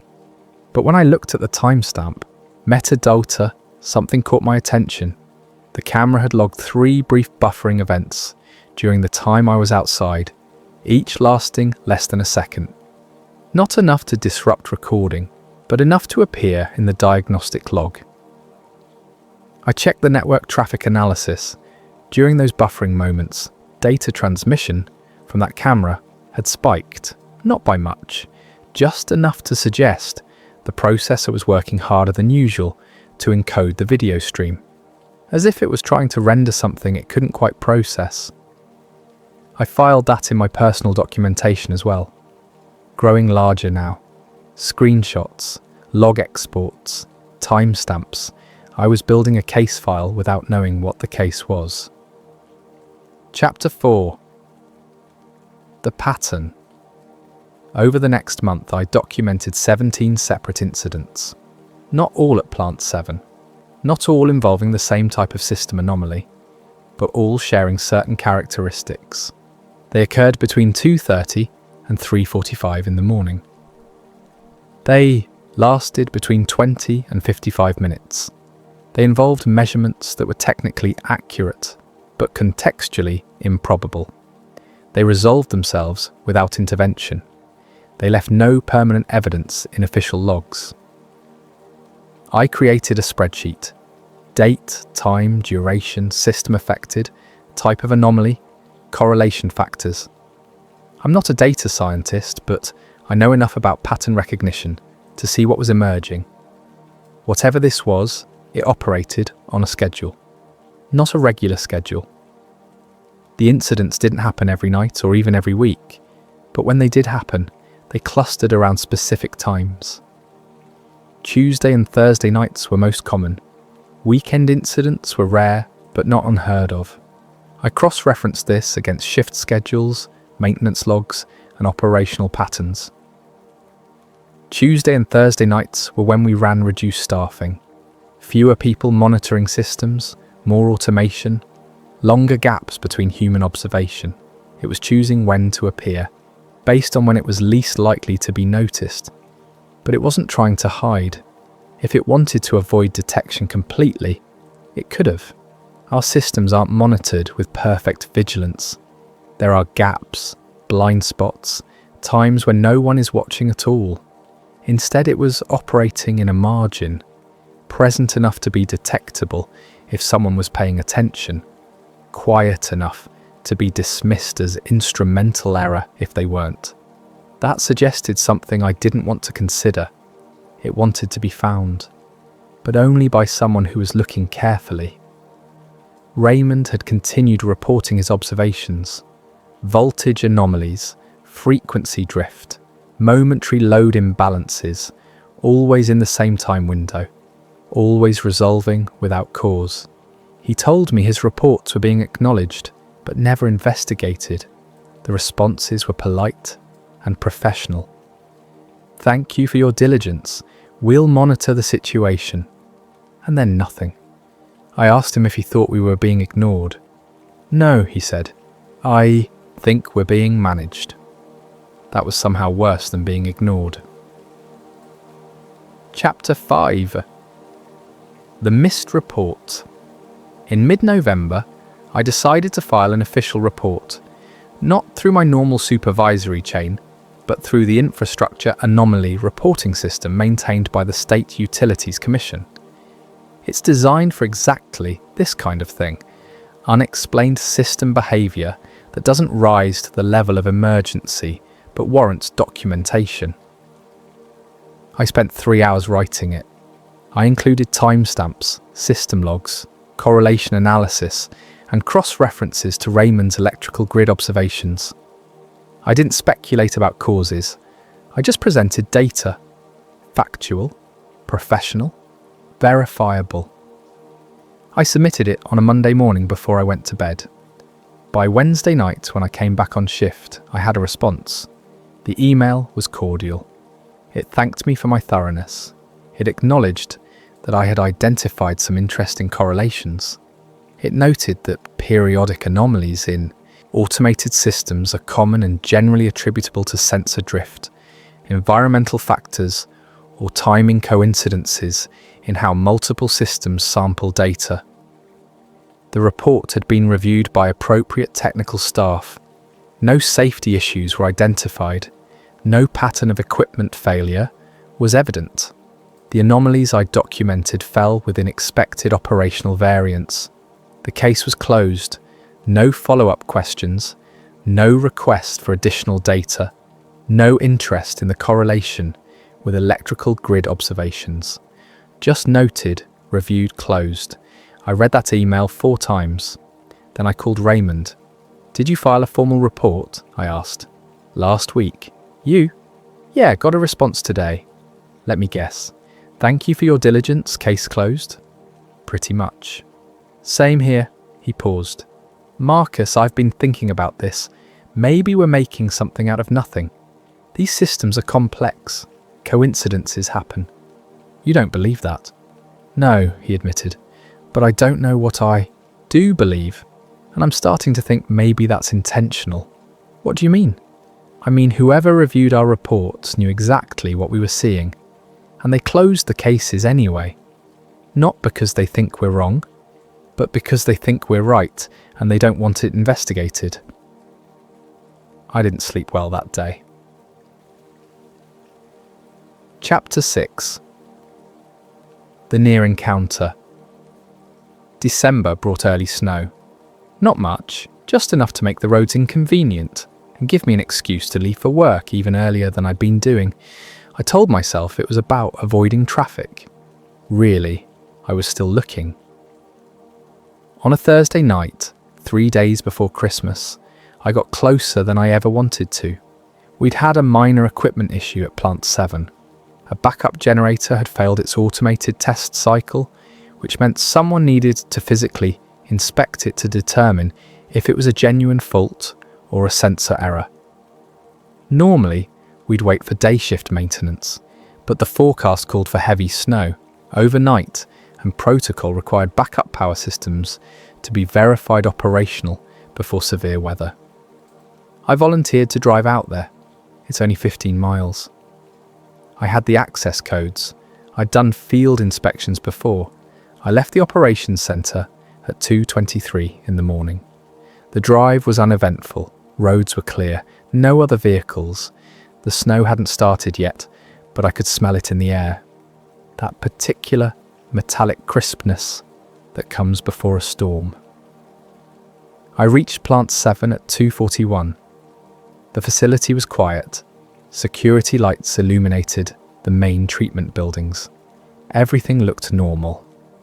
I parked near the generator building, grabbed my inspection tablet and flashlight, and headed inside. The generator checked out fine. The sensor had failed, not the equipment. I documented it, reset the test cycle, and confirmed it passed. Total time inside, maybe 12 minutes. When I came back outside, something was wrong. Not obviously wrong, not dramatically. Wrong. Just wrong.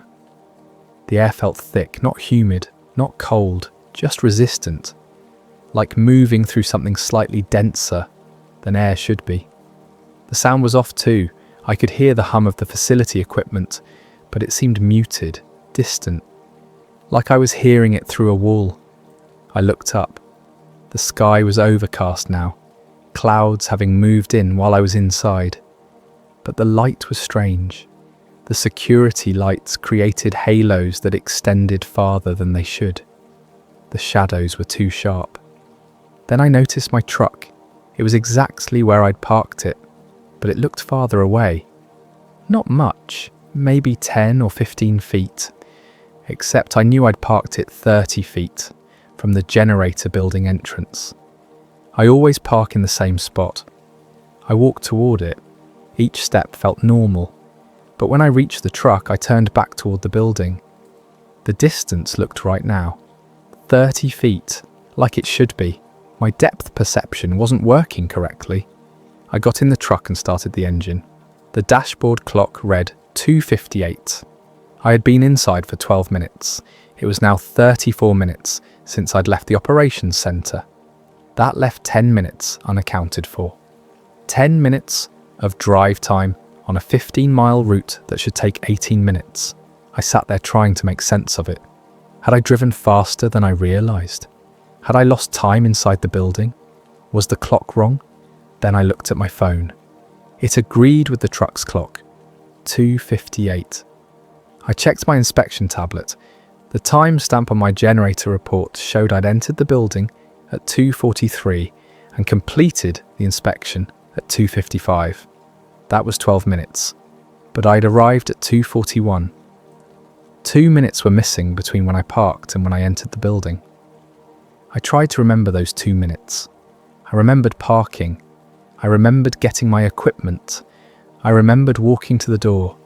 But there was a gap, a smoothness in the memory, like a transition seen in a movie where time passes, but nothing happens. I drove back to the operations centre. The route took exactly 18 minutes. Nothing unusual happened. By the time I pulled into the parking lot, I'd almost convinced myself I'd just lost track of time. Simple explanation, human error. But I couldn't shake the feeling that I had been somewhere else for those 2 minutes.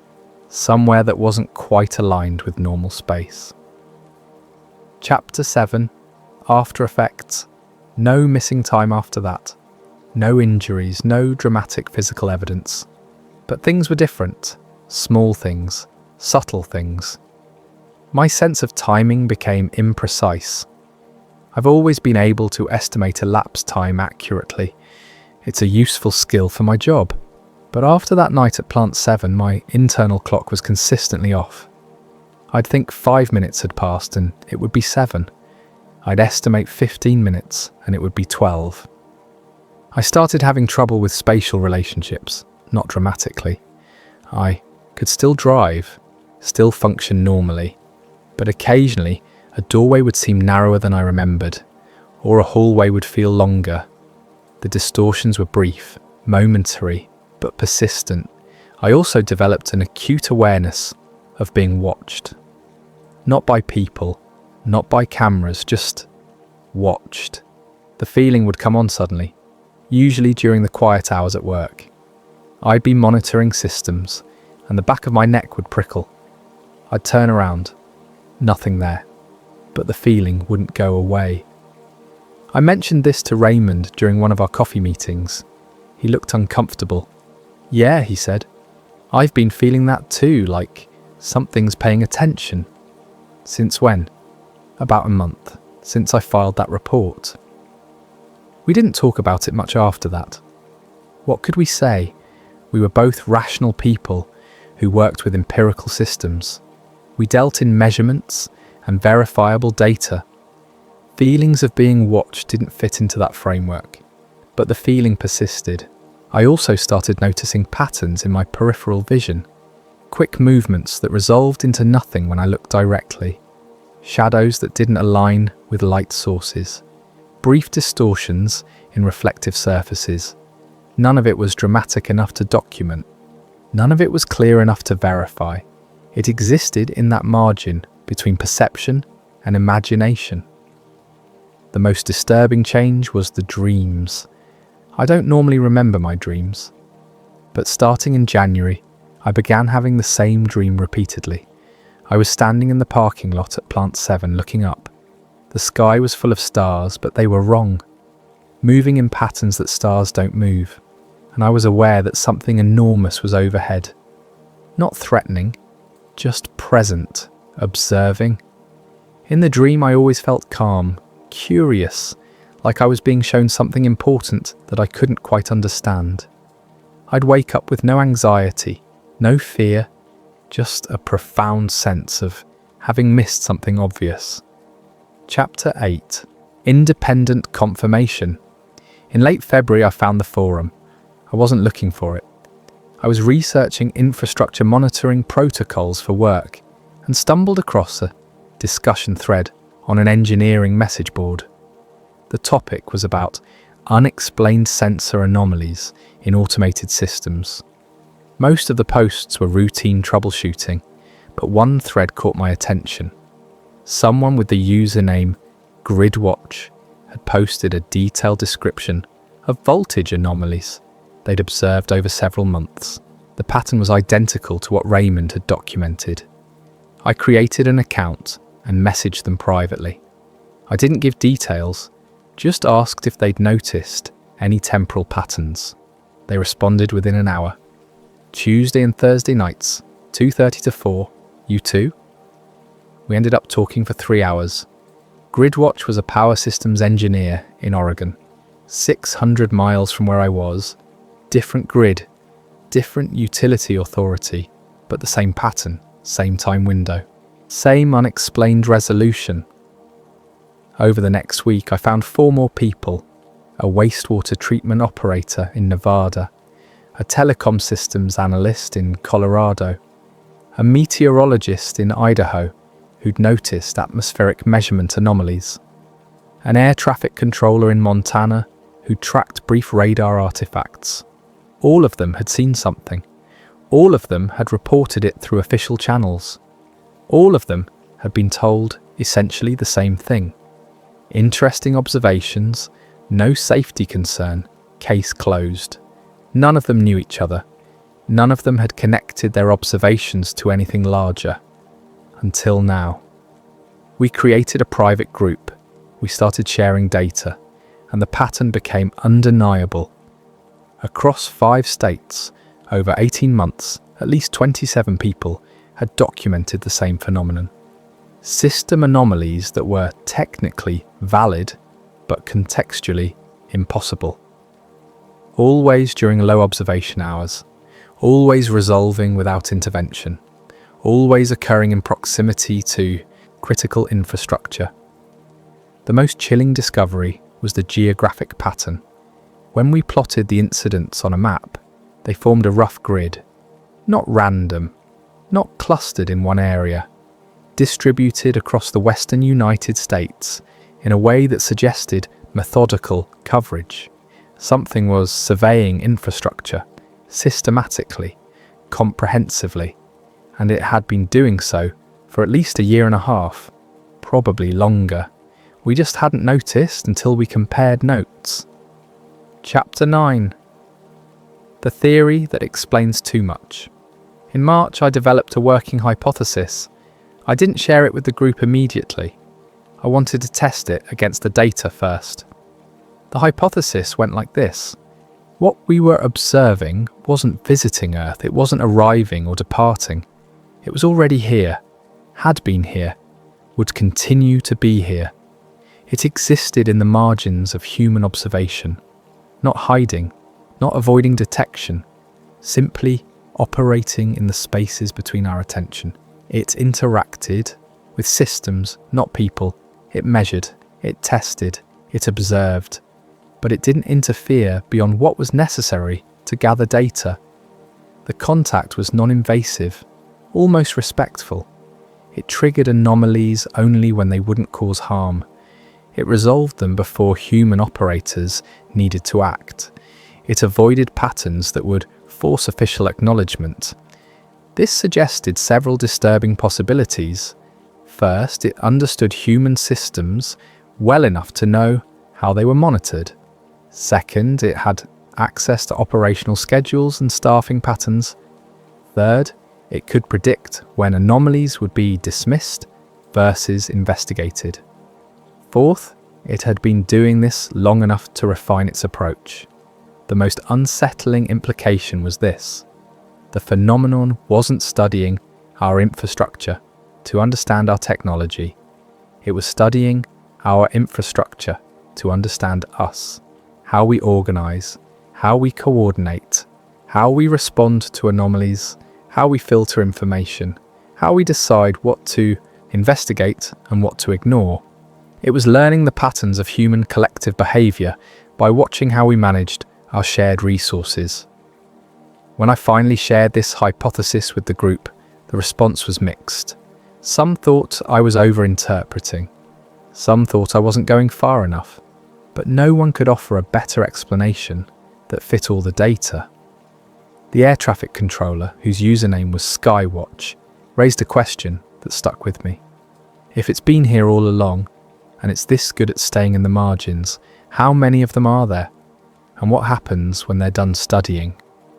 No one had an answer. Chapter 10. Why it never became a story. You'd think something like this would make headlines. 27 witnesses, documented evidence, multiple jurisdictions, a pattern spanning multiple states. But it didn't. Here's why. No single incident was dramatic. Each anomaly, taken individually, was easily explained. Sensor drift, calibration error, environmental factors, human fatigue. No evidence survived rigorous scrutiny. We had logs and timestamps and correlation analyses, but we didn't have physical proof. No photographs, no video, no material samples. Nothing that couldn't be dismissed as instrumental artifact. No authority denied it strongly enough to raise questions. Our reports were acknowledged, they were reviewed, they were filed. The response was professional, thorough, and completely non-committal. There was nothing to push against, no cover-up to expose, just polite bureaucratic processing. The story died because it was too quiet to fear. It didn't fit the narrative of how contact should happen. No invasion, no communication, no revelation. Just data that didn't quite add up in ways that most people would never notice. I tried talking to a journalist once, met them at a coffee shop, showed them the spreadsheet, the timeline, the geographic distribution. They were interested for about 10 minutes. Then they asked the question that killed it. What do you want people to do with this information? I didn't have an answer because there was nothing to do, no threat to prepare for, no action to take, no demand to make. It was just information about something that was happening, and that wasn't enough. The journalist thanked me for my time and never followed up. Our private group continued documenting incidents.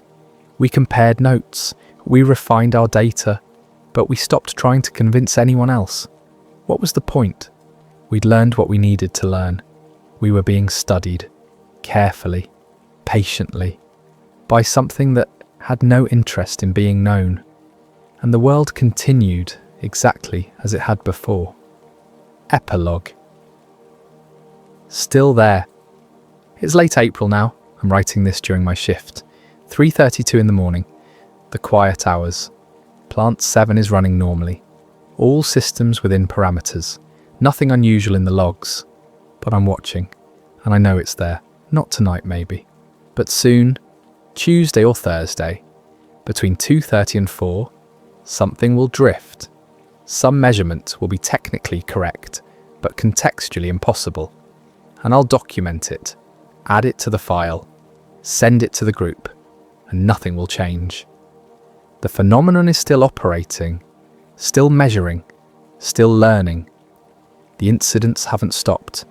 They've just become part of the background, part of what infrastructure does in the hours when no one is watching.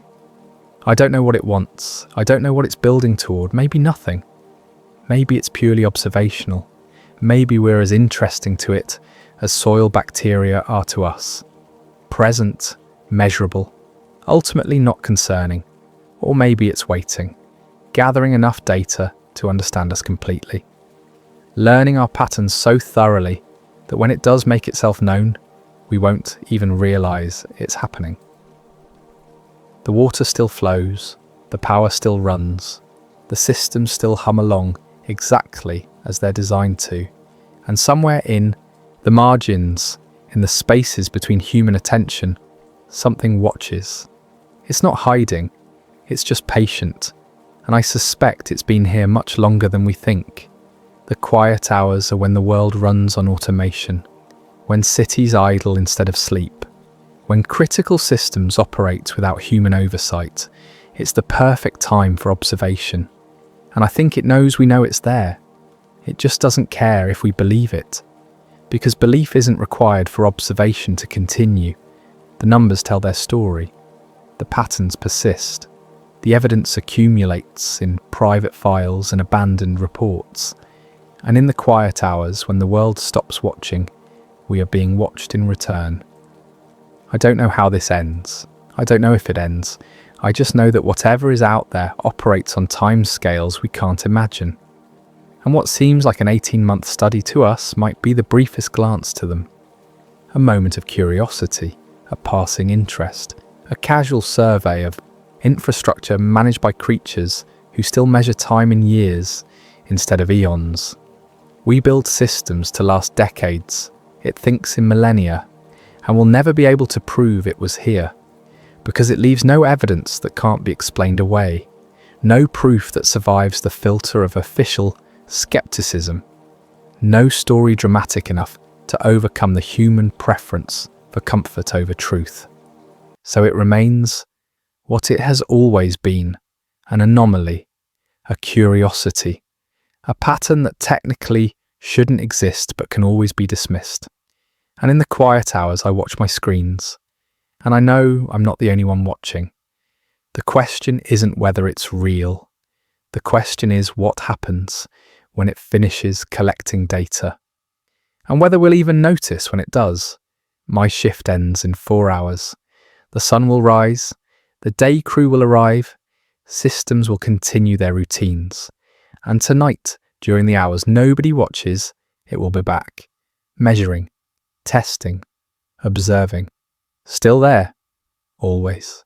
There, in the quiet hours, where nobody looks,